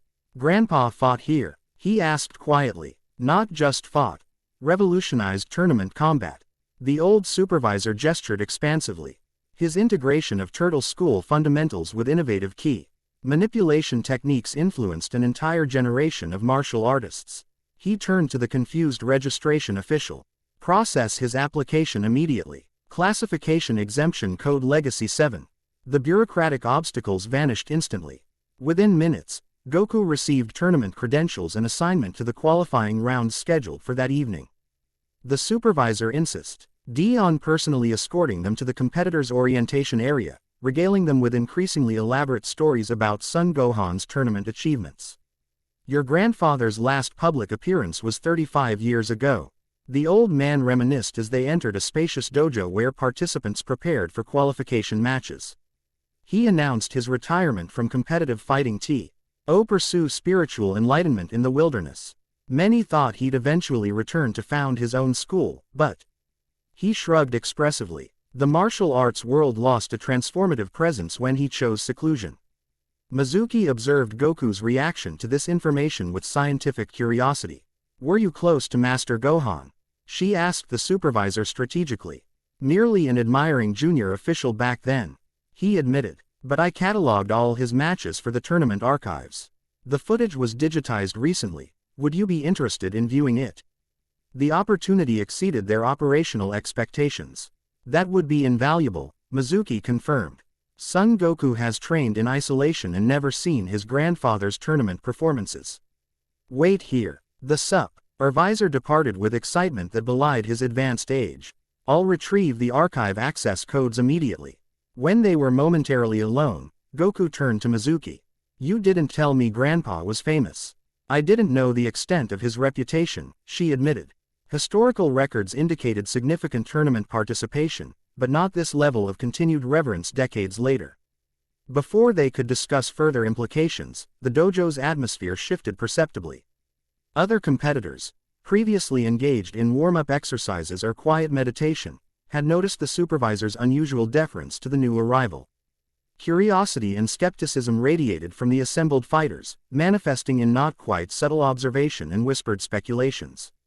One participant approached Ed directly, a slender man with elaborately styled hair and flamboyant purple training attire emblazoned with a commercial dojo logo. I couldn't help overhearing, he announced without preamble. You claim to be Son Gohan's heir. The same Son Gohan whose Phantom Fist technique remains unmatched in tournament history. Goku regarded the man with neutral assessment rather than hostility. I am his grandson. I make no other claims. The response, simple, direct, neither defensive nor boastful, clearly wasn't what the man expected. He recovered quickly, posture shifting to performative dominance. Well, grandson, I'm Taro Yamada, 3-time regional champion and head instructor at Supreme Victory Martial Arts Center. Perhaps you'd honor us with a demonstration of your mountain style. The challenge was obvious even to Goku's limited understanding of social dynamics. Other competitors abandoned pretense of disinterest, forming a loose circle around the potential confrontation. Mizuki tensed slightly, calculating intervention options that wouldn't compromise their cover story. Not necessary, Goku declined without inflection. The tournament will show each fighter's abilities. Ro's expression hardened at what he perceived as evasion. The tournament begins with qualification rounds that eliminate unworthy participants. Surely a brief demonstration wouldn't inconvenience Son Gohan's legitimate heir. His emphasis on legitimate carried unmistakable insinuation. Before Mizuki could intervene, another voice cut through the growing tension, female, authoritative, and distinctly irritated. Taro, stop embarrassing yourself. Your theatrical challenges got tiresome 3 tournaments ago. The crowd parted for a woman whose presence commanded immediate respect. Tall and athletic, she moved with the distinctive economy of motion that marked elite fighters. Her training attire, traditional GI in black with crimson trim, bore no commercial logos or decorative elements, yet conveyed greater prestige through its stark simplicity. Katsumi, Taro acknowledged with poorly concealed resentment. This doesn't concern the Saito school. It concerns tournament protocol, she corrected crisply. Dark eyes assessing Goku with professional interest rather than Taro's provocative posturing. Qualification matches begin in 30 minutes. Save your energy for opponents assigned by official bracket. The intervention effectively diffused the confrontation. Taro retreated with forced casualness, preserving dignity through affected disinterest. Other competitors similarly dispersed, though many continued observing the newcomer from peripheral positions. The woman, Katsumi, remained, her evaluation of Goku continuing without apology or explanation. Her physical presence contrasted sharply with Mizuki's academic refinement. Where the scientist projected intellectual authority, this fighter emanated kinetic potential, like carefully banked fire awaiting proper fuel. You move differently, she stated finally. The observation neither compliment nor criticism. Your weight distribution doesn't match any formal school I recognize. Goku met her direct assessment with equal straightforwardness. I learned to fight in the mountains, not training halls. Evidently, a hint of something like approval colored her tone. I'm Katsumi Saito, representing the Saito School of Integrated Combat. Son Goku, he replied simply. So I gathered from Taro's theatrical performance. Her lips curved slightly. The registration supervisor rarely emerges from his archive dungeon. You've created quite the stir by merely existing. Before Goku could respond, the elderly supervisor returned clutching a small data device with reverential care. Found it, he announced triumphantly. The complete Son Gohan tournament collection, including exhibition matches and technical seminars. Viewing room 3 is reserved for your private use. Mizuki stepped forward smoothly. Thank you for your exceptional assistance. We're grateful for this opportunity to connect Son Goku with his grandfather's legacy. The old man beamed with professional satisfaction. The qualification brackets have been announced. Son Goku is scheduled for evaluation match 7 in Combat Ring B, approximately 90 minutes from now. That should provide adequate time to review select historical footage. Katsumi's interest visibly intensified at this preferential treatment. It seems the tournament committee has high expectations for Son Gohan's grandson, she observed neutrally. I look forward to watching your qualification match. Should you have time between private viewings, of course. The statement carried subtle challenge beneath its polite surface, acknowledgement that Goku had received special accommodation unavailable to other competitors. He recognized the territorial display from countless wilderness encounters, predators establishing boundaries through ritualized confrontation. I'll be there, Goku assured her with simple certainty. Something like anticipation flickered across Katsumi's composed features. She nodded once, a fighter's acknowledgement, before departing.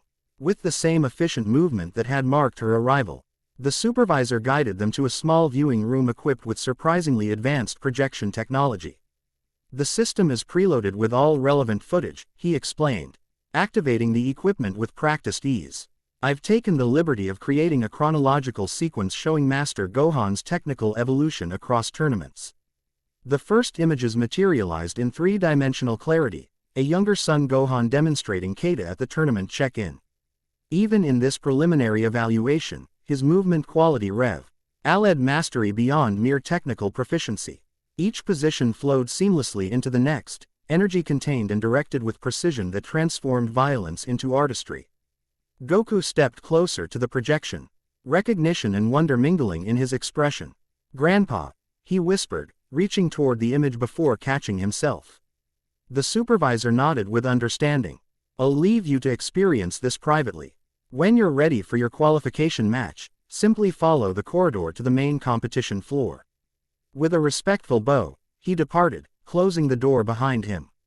Mizuki observed Goku's reaction with scientific interest tempered by unexpected compassion. "This connection to your grandfather's past clearly affects you deeply. He never showed me these movements." Goku replied softly as the projection continued, displaying Son Gohan's preliminary tournament match against a significantly larger opponent. He taught different techniques on the mountain. On screen, Grandpa Gohan executed a flawless countering sequence that redirected his opponent's considerable mass into an effortless projection. The technical brilliance drew appreciative sounds from the historical audience. But Goku's attention fixed on smaller details, the characteristic head tilt before countering, the specific hand position that preceded weight shifting. He adapted his style, Goku realized aloud. What he taught me wasn't the same as what he shows here. Mizuki approached the projection controls. The supervisor mentioned 35 years between these tournaments and when he found you. People change considerably over such timeframes. Not just change, Goku corrected, studying subsequent footage with increasing focus. Deliberate modification. Grandpa created a different system for the mountain, for me. The revelation prompted Mizuki to adjust the presentation, advancing to later tournament appearances. Each progression showed Son Gohan's evolving technical approach, from the orthodox turtle school methodology of his early competition to increasingly personalized expression that incorporated elements from diverse martial traditions. His final tournament appearance, the 21st Tenkaichi Budokai semifinal against his former master, revealed a fighter transformed. Though still recognizably influenced by turtle school fundamentals, Son Gohan's vehement quality had transcended conventional martial parameters. His fight with Master Roshi demonstrated not just technical mastery but philosophical approach to combat as dynamic problem-solving rather than predetermined patterns. "Extraordinary," Mizuki murmured, analytical mind cataloging implications. "Your grandfather wasn't just an exceptional martial artist, he was systematically deconstructing and reconstructing the art itself." Quote, Goku watched with uncharacteristic stillness, absorbing each moment with perfect concentration. When the semifinal match concluded, Son Gohan conceding victor. Why, after a spectacular exchange that left both combatants standing at opposite ends of the ring, he finally spoke. "Grandpa lost on purpose," he stated with absolute certainty. Mizuki examined the footage more carefully. The historical record indicates Master Roshi won by decision after a technically superior performance. No, Goku's contradiction carried no aggression, merely factual correction. Watch Grandpa's breathing pattern in the final exchange. He deliberately disrupted his own rhythm to create telegraphing that allowed Roshi to counter. He chose to lose. The observation demonstrated fight analysis beyond Mizuki's considerable expertise. She studied the sequence again with new perspective, recognizing the subtle manipulation Goku had instantly identified. Why would your GR and father intentionally lose a championship match? She wondered. To honor his teacher, Goku answered simply. To show respect for the foundation that supported his growth, even as he moved beyond it. The insight revealed deeper understanding of martial philosophy than Mizuki had previously attributed to her wilderness-raised research subject. She reassessed certain assumptions about Goku's cognitive framework, noting the sophisticated ethical constructs underlying his seemingly simplistic worldview. Their viewing concluded with Son Gohan's retirement announcement, a brief statement delivered with characteristic humility after his final exhibition match. The aging martial master spoke of seeking truth beyond competition, and understanding deeper than technical mastery, before bowing one last time to the tournament audience. As the projection faded, Goku remained motionless, processing connections between the grandfather he'd known and the public figure revealed through historical documentation.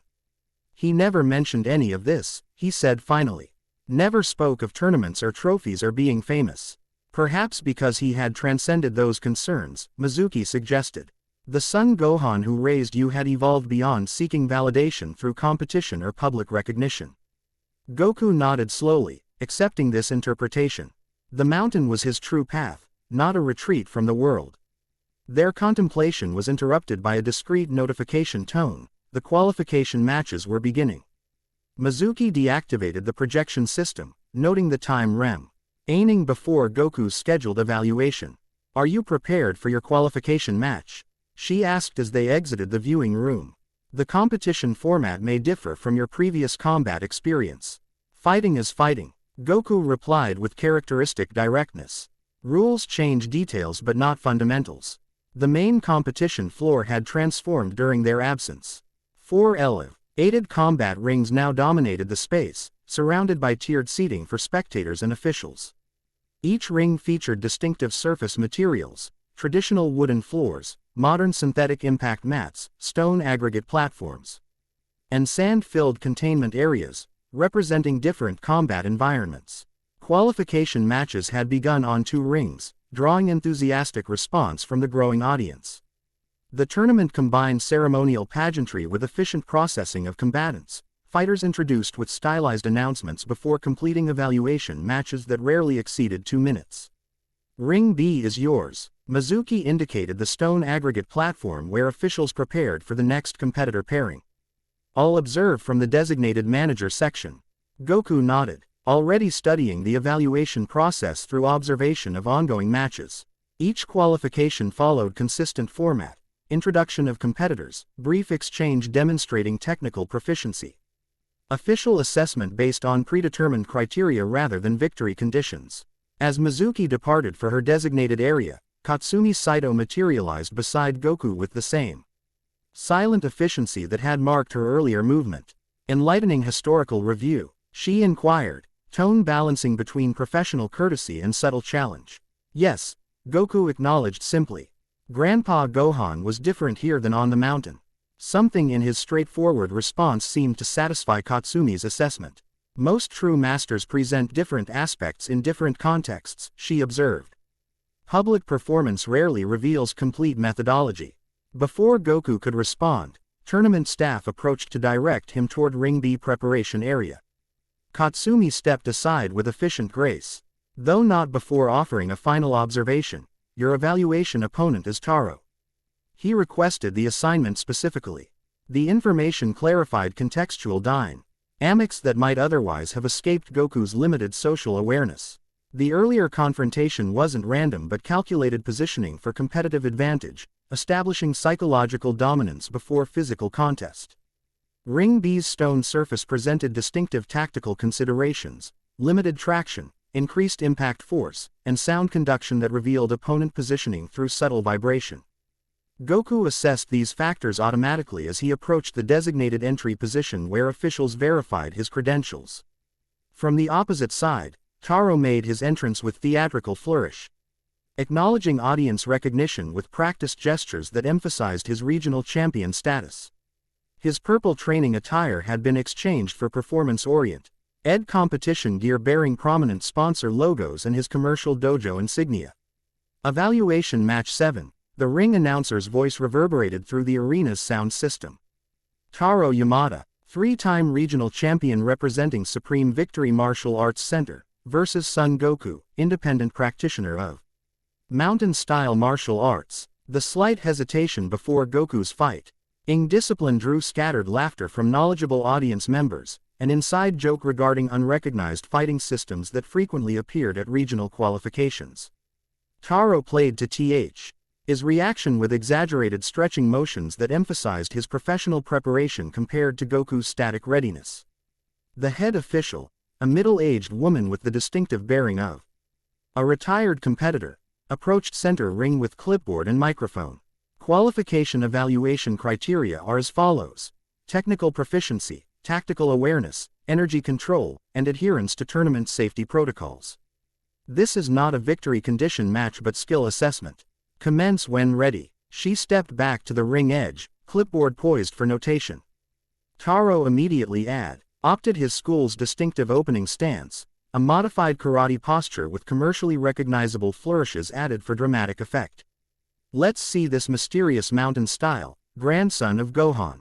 He called loudly enough for nearby spectators to hear. Or was that historical footage your first glimpse of actual martial arts? Goku didn't respond verbally. His stance emerged organically, distributed with subtle asymmetry that created multiple simultaneous offensive options without telegraphing specific intent. Nothing in his positioning matched conventional martial classifications. Yet informed observers recognized fundamental battle optimization rather than stylistic affectation. Katsumi, watching intently from ringside, narrowed her eyes in professional assessment. Interesting, she murmured to herself. No wasted preparation, no ceremonial positioning, pure functional combat readiness. Taro initiated engagement with textbook tournament combination, front kick transitioning to reverse punch followed by spinning back fist. The sequence, executed with considerable technical precision, would have scored evaluation points against conventional opponents regardless of landing effectiveness. It never reached completion. Goku's response wasn't recognizable as standard defensive technique but rather seamless environmental integration, his body occupying space as Taro's attacks moved through moments after he had already transitioned elsewhere. The evasion appeared effortless, requiring minimal displacement while completely neutralizing offensive pressure.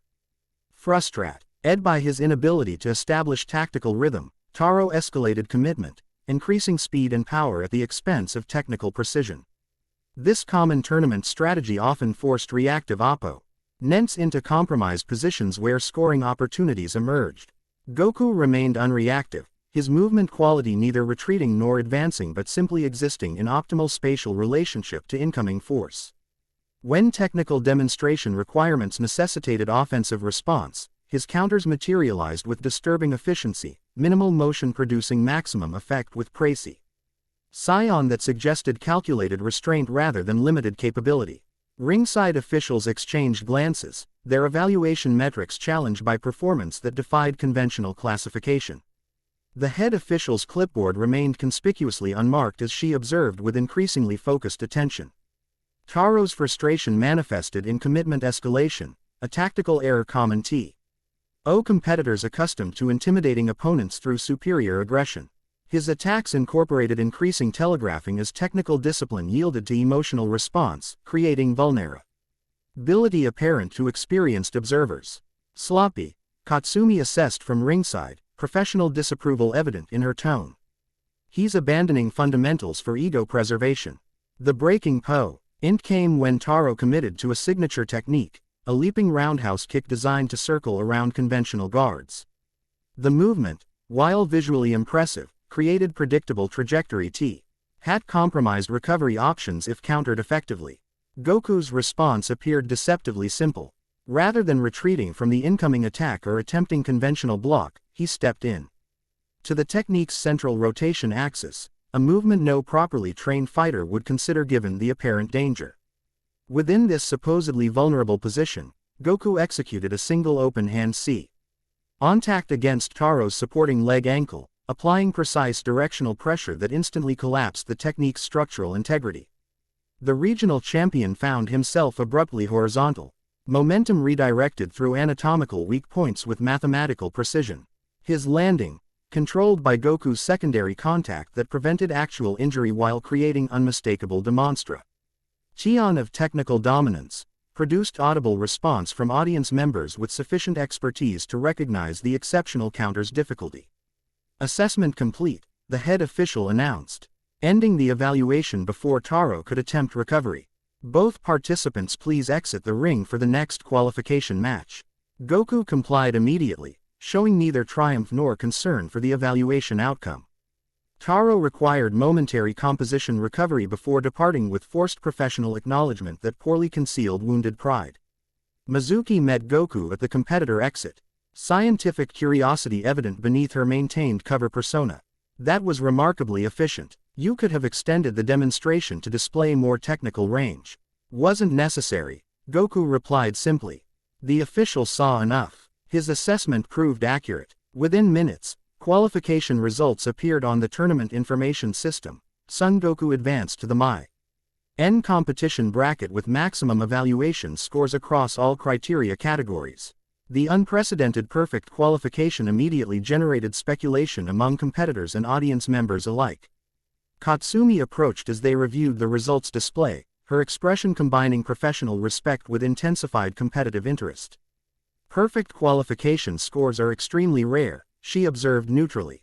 The last competitor to achieve maximum evaluation was Tien Shinhan, who proceeded to win the Tenkaichi Budokai without a single point scored against him. Goku absorbed this information without visible reaction. The scoring system seems complicated. Not really, Katsumi corrected. Officials recognize authentic mastery when demonstrated. They saw something worthy of your grandfather's legacy. Before Goku could respond, tournament staff approached with unusual urgency. Son Goku, the young official confirmed anxiously. The tournament director requests your IATE presence in the administration office. Your registration has been challenged. Mizuki stepped forward with appropriate managerial concern.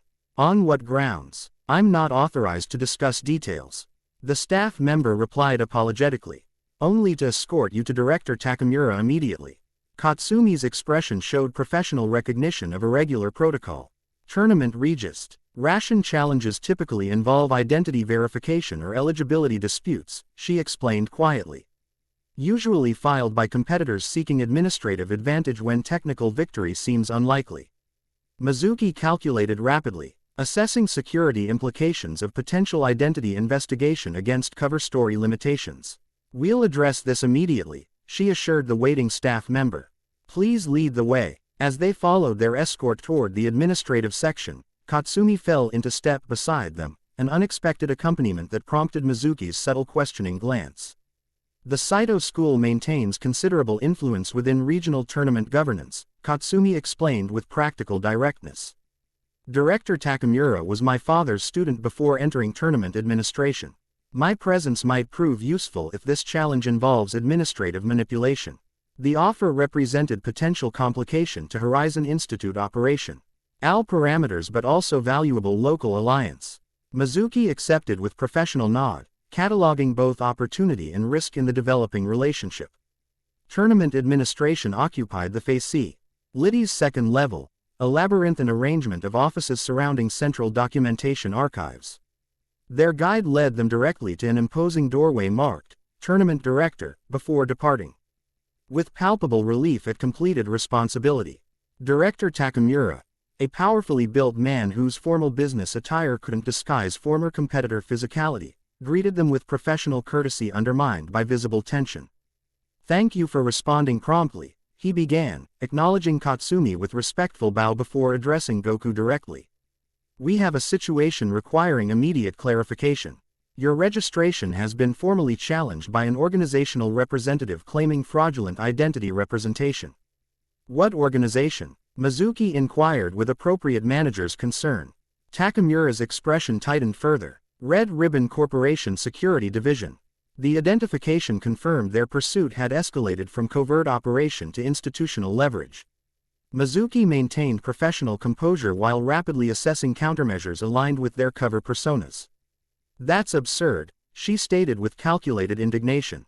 Son Goku's identity documentation was thoroughly verified during registration. "Yes," Takamura acknowledged uncomfortably. However, Red Ribbon Corporation has submitted contradictory identification claiming Son Goku is actually an escaped research subject from their biomedical division. They've provided documentary evidence and have representatives waiting to discuss the matter. The escalation strategy. Y revealed sophisticated counterintelligence methodology beyond standard paramilitary approaches. By creating competing identification narratives within legitimate institutional frameworks, Red Ribbon enforced confrontation that circumvented Horizon Institute's protective protocols. Katsumi observed the exchange with increasing suspicion. Director Takamura, since when does tournament administrative on involve itself in corporate identification disputes? This clearly falls under civil authority jurisdiction, not competitive governance. Her intervention introduced legal complexity that provided valuable operational pause. Takamura's expression reflected recognition of procedural overreach that could compromise tournament integrity. "You're absolutely correct, Katsumi," he conceded with BLE relief at the jurisdictional escape route. However, Red Ribbon Corporation has filed their challenge through proper channels, requiring administrative acknowledgement before referring to appropriate authorities. "Then acknowledge and refer," Katsumi suggested with practical simplicity. The tournament continuation needn't be delayed by external disputes. Takamura hesitated, institutional pressure evidently complicating standard procedures. "Under normal circumstances, yes. However, Red Ribbon representatives have indicated potential security concerns that might impact public safety if their subject remains in the competition." The implied threat created leverage that exploited tournament administration's primary responsibility for participant and spectator security. Before Izuki could formulate appropriate counter-strategy, Goku spoke directly. "I am Son Goku, grandson of Son Gohan," he stated with simple certainty. "These Red Ribbon people attacked us in the public plaza earlier today. They're not interested in identity verification but capture." The blunt assessment, factually accurate if strategically compromising to their cover narrative, shifted conversational dynamics through sheer forthright delivery. Takamura's expression registered surprise at both content and directness. "Attacked today in the plaza." His questions emerged with administrative concern for potential public safety incident. "Neural inhibitor deployment affecting multiple civilians," Mizuki confirmed, adapting strategy to incorporate Goku's direct approach. "Disguised as medical emergency to facilitate abduction attempt. Eastern Capital Security Services should have incident reports if verification is required. This specific operational detail, impossible to fabricate convincingly, visibly impacted Takamura's assessment. He activated his communication system with newfound administrative purpose. "Kimura, access Eastern Capital Security Incident Reports from Central Plaza, timeframe 1300 to 1400 hours today. Priority verification." He returned attention to his visitors with professional recalibration. "If this allegation proves accurate, tournament administration will require law enforcement involvement before proceeding with any identification challenge." Katsumi observed this exchange with calculating assessment, clearly integrating new information into her understanding of the situation. Her expression revealed neither judgment nor alarm but practical reconsideration of contextual dynamics.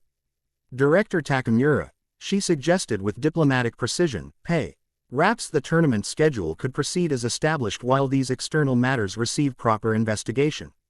Son Goku's qualification was completed according to all technical requirements. Administrative disputes shouldn't disadvantage legitimate competitors. Her intervention provided elegant compromise that maintained tournament integrity while creating procedural breathing room for identity resolution. Takamura visibly embraced the solution with administrative gratitude. "A reasonable approach," he agreed, professional relief evident. Son Goku remains qualified for main bracket competition pending resolution of external identification questions through appropriate civil channels. This resolution preserved their operational cover while temporarily neutralizing Red Ribbon's institutional leverage strategy. Mizuki acknowledged the outcome with appropriate managerial satisfaction, though her analytical assessment immediately shifted to anticipating countermeasures from the IR increasingly sophisticated adversaries. Exiting tournament administration required navigating the same labyrinthine corridors, now with heightened awareness that Red Ribbon representatives remained within the facility. Goku's enhanced senses maintained environmental scanning that detected multiple surveillance positions established throughout the complex. 7 observers, he reported quiet L.Y. as they descended toward the main competition level. 3 near competitor entrants, 2 in spectator sections, 2 in staff-only areas. Mizuki processed this intelligence with scientific precision. Perimeter establishment rather than direct intervention. They're preparing containment strategy rather than risking another public confrontation failure.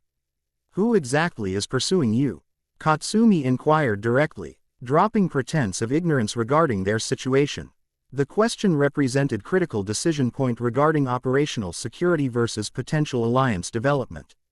Mizu. He calculated variables while maintaining outward composure, ultimately determining calculated disclosure presented optimal strategic advantage. Red Ribbon Corporation maintains public presence as global security firm and technology developer, she explained carefully. Their private activities include paramilitary operations, weapons development, and acquisition of artifacts with unique properties. They want something you possess. Katsumi deduced with evident analytical capability. Something valuable enough to risk public confrontation and institutional manipulation to acquire. Yes, Mizuki confirmed without specific disclosure. Their methods will escalate proportional to perceived value of their objective. Today's tournament interference represents tactical adjustment following earlier failed extraction attempt. Katsumi absorbed this assessment with professional neutrality. Tournament security is designed for standard competitive incidents, not paramilitary infiltration. If their objective is valuable enough, they'll accept public exposure risk to accomplish acquisition. The tactical evaluation demonstrated security expertise beyond typical martial arts competitor parameters. Mizuki reassessed Katsumi's potential alliance value based on this demonstrated analytical capacity. The Saito school appears more than typical commercial martial arts organization, she observed carefully. We maintain diverse operational capacities, Katsumi acknowledged with measured disclosure, including specialized security consulting for select clients requiring unconventional protection parameters. The diplomatic phrasing suggested private military contracting capabilities structured through traditional martial lineage framework, an organizational approach mirroring Horizon Institute's scientific research superstructure concealing more specialized operational divisions. Their conversation paused as they reached the main competition level where tournament staff was announcing preliminary bracket matches.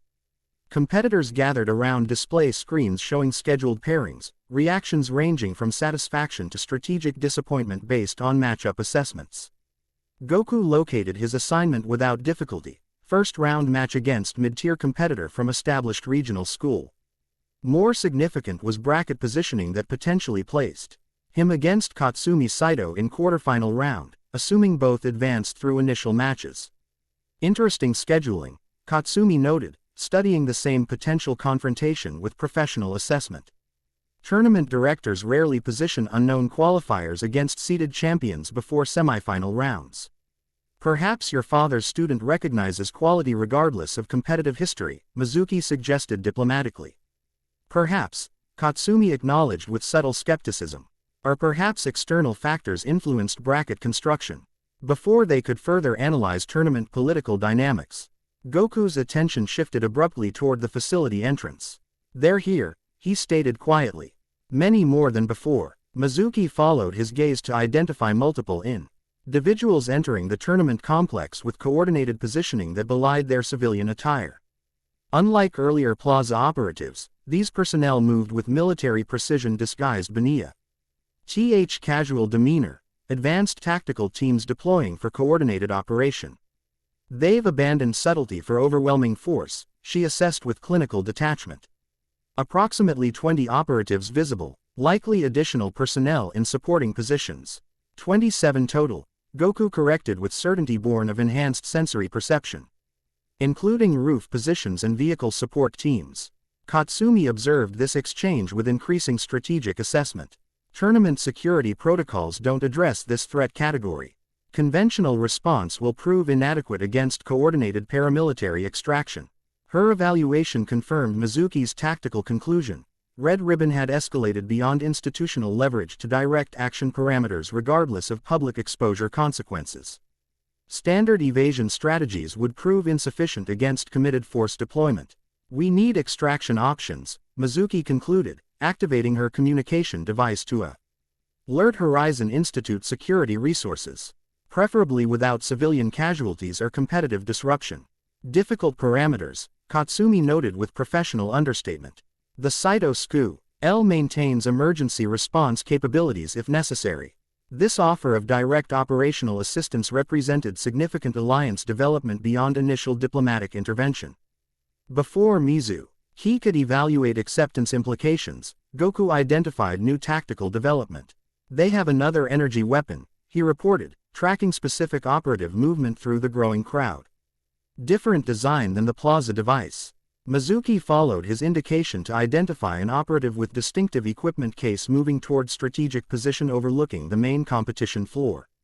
Prototype neural disruptor, she identified with scientific recognition. Designed for wide-area incapacitation rather than targeted application. Civilian casualties would be extensive, Katsumi concluded with immediate grasp of operational implications. Multiple permanent neurological trauma cases likely with deployment in crowded venue. The escalation revealed Red Ribbon operational parameters exceeding worst-case projections, willingness to accept massive collateral damage to accomplish primary objective acquisition. Standard response protocols proved inadequate against adversaries operating beyond ethical constraints. Tactical assessment crystallized into singular imperative: neutralization of wide-area weapon capability before deployment phase completion. Goku reached the same conclusion through intuitive combat analysis rather than formal tactical methodology. I'll stop them, he stated simply, already calculating optimal intercept trajectory. Negative, Mizuki countermanded immediately. Direct confrontation in crowded environment creates unacceptable public exposure parameters. Before strategic consensus could develop, auxiliary tournament announcement PTED their deliberation, an unexpected development that reconfigured operational dynamics. Attention all participants and spectators, the facility communications system activated with tournament director authority. We're pleased to announce special exhibition demonstration before main bracket competition. Please direct attention to central display screen for historical footage featuring legendary martial arts master Son Gohan, whose technical legacy continues through competitors in today's tournament. The announcement immediately redirected audience attention toward massive screens now displaying digitized footage of Son Gohan's most famous tournament performances. This unexpected focus on Goku's grandfather created momentary operational advantage through crowd behavior modification. Takamura's providing distraction cover, Katsumi realized with professional appreciation. Creating opportunity for discreet response to your situation. The tactical gift represented tournament directors' diplomatic acknowledgement of their earlier interaction, providing operational space without direct intervention that might compromise institutional neutrality. Mizuki immediately recognized implementation opportunity for extraction strategy utilizing modified cover maintenance. We need to neutralize the neural disruptor without revealing capability parameters, she assessed rapidly. Conventional security response would arrive too late to prevent deployment. Katsumi processed tactical requirements with evident expertise. I can reach the operator position through service corridors. But interdiction would require explanation to tournament security afterward. No need, Goku stated with characteristic directness. I can disable the weapon without approaching the operator. But women turned toward him with professional skepticism regarding tactical feasibility. Goku didn't elaborate verbally but instead demonstrated, focusing momentary concentration that manifested as subtle energy displacement perceptible only to trained sensitivity. On the mezzanine level, the neural disruptor case abruptly shattered in its handler's grasp, internal components disintegrating with precision targeting that left surrounding materials untouched. The Red Ribbon operative's expression registered momentary shock before tactical training reasserted professional composure.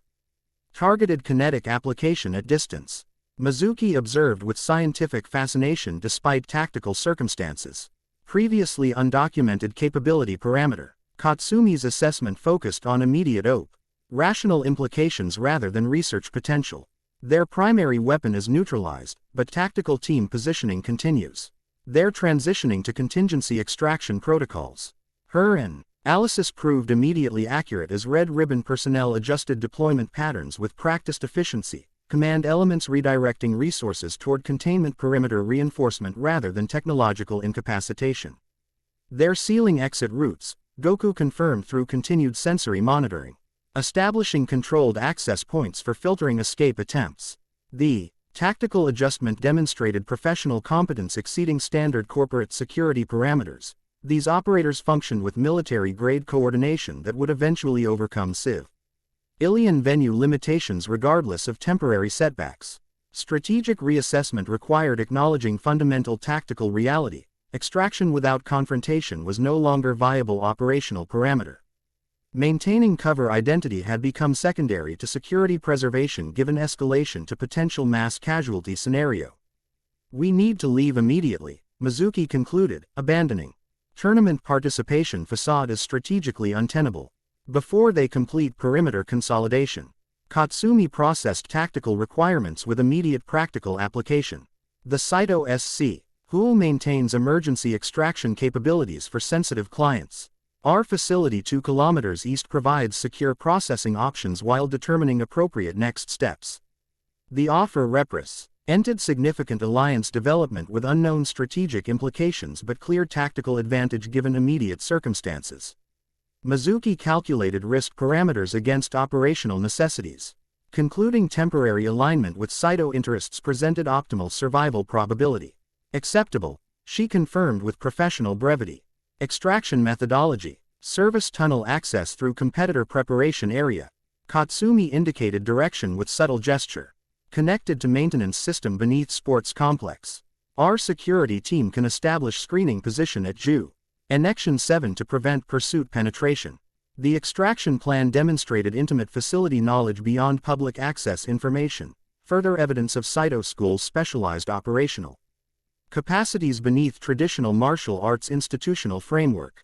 Goku monitored their surroundings with continuous sensory assessment as they proceeded toward designated access point, tracking red ribbon deployment patterns through environmental indicators imperceptible to standard observation. Their command element has identified our movement, he reported as they entered competitor prepara Tian area where tournament participants conducted pre-match rituals with varying methodologies. Redirecting intercept teams toward our position. Katsumi processed this intelligence while maintaining casual demeanor that prevented attention from other competitors. Timeframe to intercept. 3 minutes before lead elements reach current position, Goku estimated through integrated sensory data analysis. Full containment capability approximately 2 minutes later. Tactical timeline necessitated immediate transition from covert movement to direct extraction protocols. Katsumi abandoned social camouflage, accessing concealed communication device with practiced efficiency. Saito Operational Channel 7, she transmitted with clipped professionalism. Priority extraction required. Re principles moving to access point Delta. Containment response authorization confirmed. Acknowledgement came as single transmission tone, indicating prepared response assets activating without FU. RTHER command requirements. Evidence of professional security infrastructure with established protocols for precisely such contingencies. Katsumi led them with increased urgency toward unmarked maintenance door requiring security credential authentication.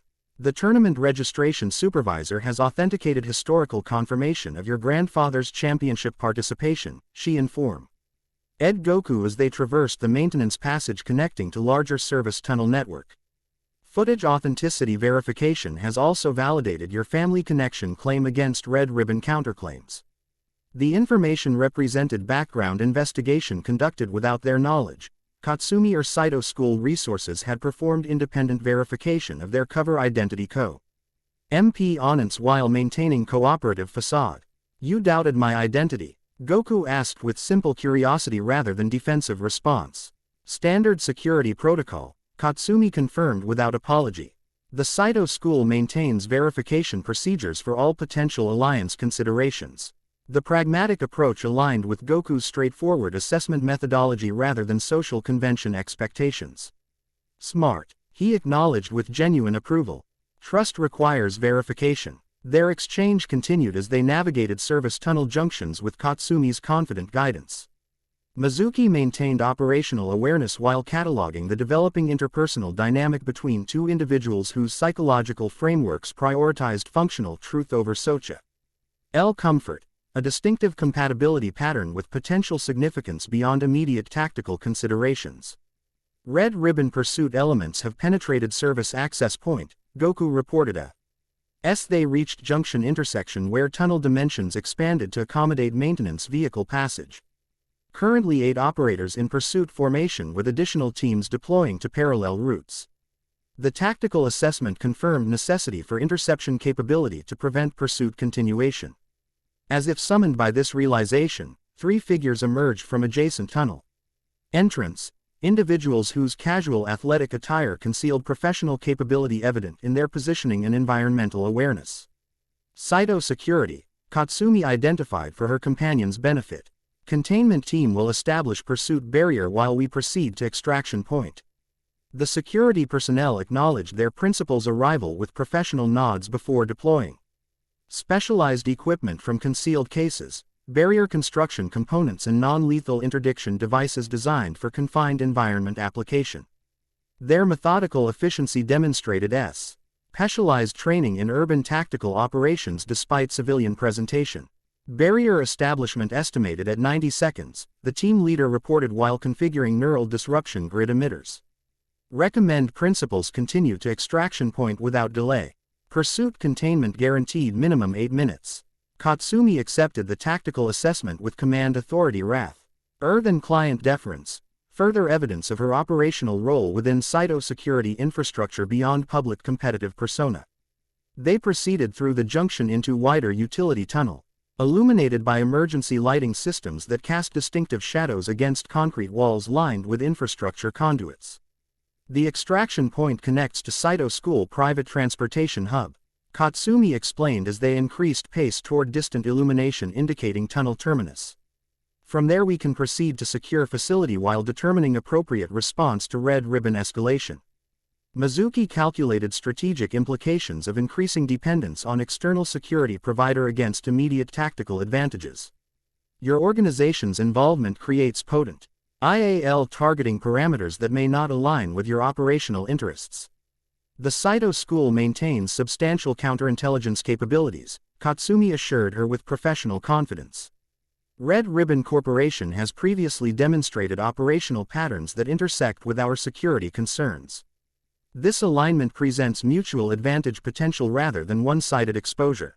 The diplomatic phrasing suggested long-term strategic positioning rather than opportunistic assistance, evidence of established intelligence awareness regarding red ribbon activities predating their specific situation. Before Mizuki could explore these implications, Goku interrupted with priority tactical alert. Something's wrong, he stated with sudden intensity, enhanced senses detecting a anomaly beyond standard surveillance parameters. There's energy signature ahead that matches. He stopped abruptly, analysis crystallizing into recognition at precisely the moment an unexpected fig. Yor emerged from the tunnel terminus before them. Unlike the tactical operators pursuing from behind, this individual projected different presence entirely, relaxed confidence rather than operational intensity. Civilian attire rather than disguised combat functionality. Most distinctively, he carried small metallic case with familiar characteristics that triggered Goku's immediate recognition. Dragon Ball, he identified with certainty, enhanced senses detecting unique energy signature through containment shielding. He has one. The stranger smiled with apparent pleasure at Goku's perception.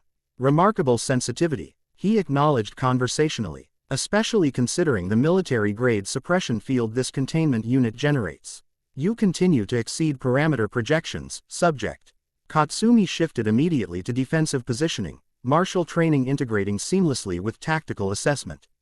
Red Ribbon Command Element, she identified with professional recognition. How did you access this extraction route? Contingency planning, the man replied with casual professionalism suggesting extensive operational experience. Your security protocols are impressive but ultimately predictable given sufficient intelligence resources. The Saito School has utilized this extraction network for approximately 7 years, ample time for comprehensive mapping by motivated observers. This revelation of intelligence penetration exceeding their awareness visibly impacted Katsumi's tactical confidence. The stranger's demeanor suggested command authority rather than operational execution, strategic intellect rather than combat functionality. Commander Crimson, Mizuki identified with recognition born of intelligence briefings rather than personal encounter. Red Ribbon Special Operations Director. Dr. Tanaka, he acknowledged with collegial tone inappropriate to adversarial circumstance. Horizon Institute continues impressive field operations despite budgetary constraints. Your acquisition of Subject G represented remarkable intelligence achievement. The conversation's surreal civility belied its serious tactical implications. Red Ribbon's Hig. Hest operational authority personally involved in field extraction rather than directing through command structure. Goku assessed the commander with Predator's instinctive recognition of genuine threat despite non-threatening presentation. You've been following us since the plaza, Goku stated with certainty born of intuitive pattern recognition. The others were distraction while you tracked our true movement. Commander Crimson's expression registered genuine appreciation for tactical insight. Exactly correct. Standard operators provided visible pressure while advanced tracking methodologies monitored actual positioning. Your sensory capabilities continue demonstrating remarkable adaptation to countermeasures. The commander's emphasis on tracking Goku specifically rather than Mizuki. Our Horizon Institute assets confirmed operational priority hierarchy. His casual revelation of tactical methodology suggested confidence in outcome regardless of information disclosure. Most significantly, the Dragon Ball containment case represented strategic element beyond simple confrontation dynamics. Commander Crimson had introduced specific motivation factor calculated to influence behavioral response. You're collecting them, Goku concluded, attention focused on the containment case. How many do you have? 2, including this one, Crimson answered readily, holding the case slightly higher. The 3-star ball recovered from ancient temple ruins in northern territories, and the 6-star ball acquired through corporate acquisition of private collection. Your 4-star ball Woe. Old Make 3, approaching majority control of the complete set. The information disclosure represented deliberate strategic positioning rather than operational carelessness. Commander Crimson calculated knowledge sharing as leverage mechanism rather than security compromise. What do you want with the Dragon Balls? Goku asked directly, prioritizing fundamental motivation over tactical positioning. Commander Crimson smiled slightly at the straightforward inquiry, appreciation for directness rather than conversational manipulation. Initially, scientific understanding of their unique energy properties. Eventually, verification of legendary wish-granting capability through complete set assembly. And what would you wish for? Goku pressed, echoing Mizuki's earlier question to him. Progress. Crimson answered with unexpected philosophical tone. Humanity remains trapped in cycles of conflict and limitation because power remains distributed rather than concentrated. Properly direct, singular authority could eliminate warfare, resource scarcity, and developmental stagnation. The response revealed messianic motivation framework beneath professional military presentation, ideological drive exceeding standard corporate or military parameters. This psychological assessment provided tactical leverage opportunity through engagement with underlying belief structure rather than procedural confrontation. You want to control everyone, Goku translated the philosophical framing into fundamental truth. To make them follow your ideas about how things should be. Commander Crimson's expression registered momentary irritation at simplistic reduction before professional composure reasserted. I want to save everyone, he corrected with evident sincerity. From themselves, from each other, from the limitations that prevent human potential realization. The Messiah complex confirmation provided psychological operation pathway that Mizuki immediately identified. Commander, your vision requires Dragon Balls that may not function as legends suggest. Wouldn't collaboration better serve verification objectives than confrontation? This strategic deflection toward cooperative represented standard negotiation methodology in asymmetric encounter scenarios. Commander Crimson acknowledged the approach with slight head tilt indicating recognition rather than consideration. Horizon Institute's cooperation parameters include research restrictions incompatible with necessary verification methodologies, he responded diplomatically. Your ethical frameworks prevent certain experimental approaches essential to complete understanding. The rejection of cooperative framework confirmed operational parameters beyond negotiated resolution. Commander Crimson's presence in D. Dragon Ball presentation represented calculated demonstration rather than cooperative overture, psychological operation designed to influence specific target rather than tactical team. You're talking to me, Goku realized with sudden clarity. This whole conversation is for me, not them. The insight demonstrated psychological awareness exceeding Commander Crimson's subject profile parameters. S expression registered momentary recalibration before acknowledging accurate assessment. Your perception continues exceeding baseline human parameters, he confirmed with professional appreciation. Yes, this interaction primarily concerns you rather than your companions. Why? Goku asked with characteristic directness. Because you represent something potentially more valuable than the Dragon Balls themselves. Crimson answered with scientific precision beneath conversational tone. A genetic anomaly with capabilities beyond standard human limitation. The Horizon Institute sees research subject, I see evolutionary potential. Quote, the disclosure confirmed intelligence awareness of Goku's non-standard physiology beyond observable tail anomaly. Commander Crimson possessed information reg. Arding genetic differentiation that exceeded public knowledge parameters, intelligence penetration reaching classified research data. You want to study me, Goku concluded with same straightforward assessment he'd applied to Mizuki initially. I want to understand you, Crimson corrected with careful distinction. To help you understand yourself. Your capabilities, your potential, your purpose.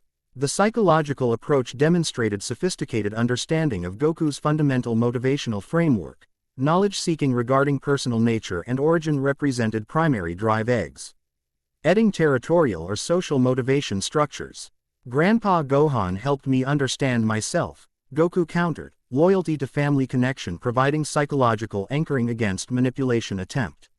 Son Gohan provided admirable foundation, Commander Crimson acknowledged diplomatically. But limited understanding of your true nature. He raised you according to human parameters despite recognizing your fundamental difference. This statement represented calculated introduction of uncertainty regarding foundational identity framework, psychological operation targeting loyalty anchor point with doubt insertion. The approach demonstrated sophisticated psychological warfare methodology beyond standard military parameters. What do you know about me? Goku asked directly, neither accept. Manipulative framework nor rejecting potential knowledge acquisition. Commander Crimson assessed the response with evident satisfaction at engagement establishment. I know your physiological parameters exceed human baseline by factors of 10 to 50 depending on specific capacity measurements. I know your cellular structure demonstrates regenerative capabilities beyond documented human potential. I know your energy manipulation abilities operate through mechanisms unrelated to conventional human key development methodologies. The information represented mixture of observable assessment, and classified research data, evidence of intelligence penetration reaching Horizon Institute's secure findings during Goku's evaluation period. Most significantly, the disclosure pattern established credibility framework for subsequent revelation with potentially greater psychological impact. Most importantly, Crimson continued with calculated timing, I know you're not from this world. The statement created momentary conversational vacuum, strategic revelation designed for maximum psychological impact through direct confrontation with fundamental identity question. Mizuki's expression registered professional concern regarding information security compromise, while Katsumi maintained tactical awareness despite conversational significance. Goku's reaction defied standard psychologica. Response prediction. Neither defensive rejection nor vulnerable acceptance, but straightforward assessment. You mean I'm not human, he clarified with characteristic directness. I already knew that. This unexpected response momentarily disrupted Commander Crimson's psychological operation framework, requiring tactical adjustment to unanticipated subject awareness. You knew, he confirmed with professional recalibration. Grandpa Gohan never said directly, Goku explained simply. But he taught me to observe and understand patterns. Animals recognized my difference even when I looked similar to humans. My strength and senses never matched what Grandpa described as normal. The tail was obvious physical difference. The response revealed cognitive integration capacity exceeding Ender Crimson's operational profile assessment. Goku had independently developed identity framework that accommodated non-human classification without experiencing psychological disruption normal to such fundamental categorization shift. Remarkable adaptation, Crimson acknowledged with genuine scientific appreciation. Most subjects experiencing species identity recategorization demonstrate significant psychological distress patterns. Your integration suggests exceptional cognitive flexibility. Or perhaps, Mizuki interjected strategically, it suggests identity security based on values and D relationships rather than biological classification. Son Goku knows who he is regardless of genetic origin. This counter-operation reframed identity discussion from scientific classification to personal narrative construction, psychological reinforcement technique supporting existing identity framework against external reclassification attempt. Commander Crimson acknowledged the intervention WITH professional recognition of counter-psychological operation. A perspective worth considering, he conceded diplomatically before returning attention to primary target. However, understanding genetic origin provides access to capabilities and potential otherwise unavailable through experiential development alone. The approach represented calibrated return to knowledge acquisition motivation. I'll leverage after failed identity disruption attempt. Before psychological operation could continue, Katsumi interrupted with tactical assessment that recontextualized conversational parameters. Red ribbon containment breach in progress. She reported from monitoring device disguised as communication earpiece. Pursuit elements have neutralized barrier team and are approaching Junction 7. Estimated arrival 3 minutes. This tactical update forced operational timeline compression for all participants. Commander Crimson acknowledged the development with professional adaptation rather than emotional response. It seems our conversation requires continuation in different context, he observed with calculated casualness. My offer remains open, Son Goku. Access to knowledge about you, our true nature and origin in exchange for cooperative research participation. The Dragon Ball in my possession demonstrates commitment to information exchange rather than mere acquisition. The final proposal represented sophisticated understanding of Goku's priority valuation framework. Knowledge regarding personal origin presented as equal exchange rather than manipulative leverage.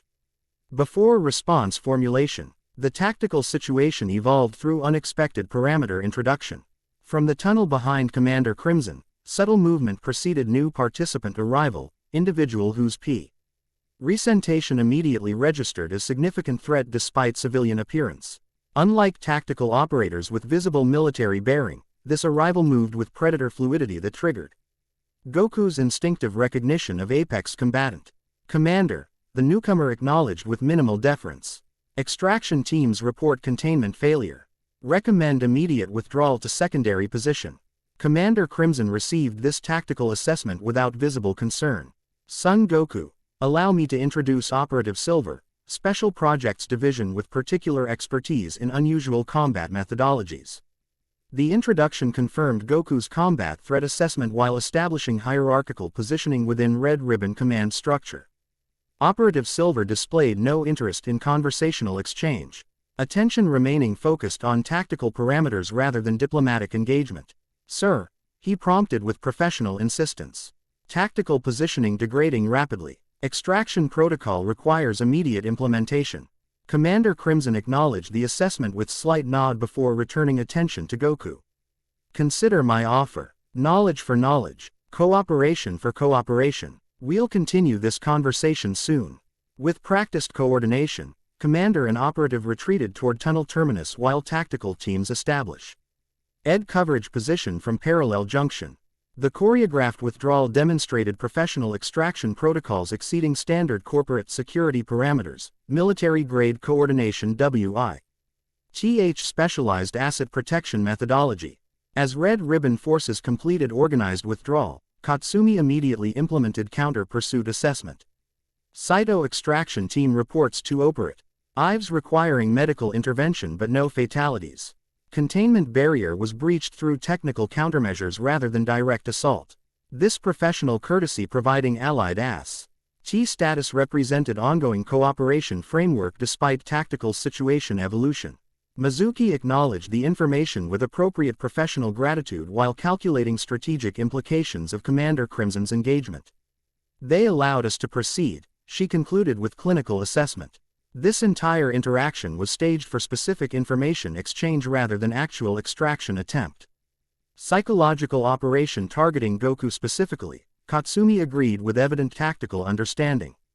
Using Dragon Ball as credibility demonstration while introducing identity destabilization narrative. Both women turned toward Goku, whose attention remained focused on the tunnel junction where Commander Crimson had displayed the Dragon Ball containment case. His expression revealed neither psychological distress nor manipulation vulnerability, but thoughtful integration of new information within existing understanding framework. The end. I hope you enjoyed this episode.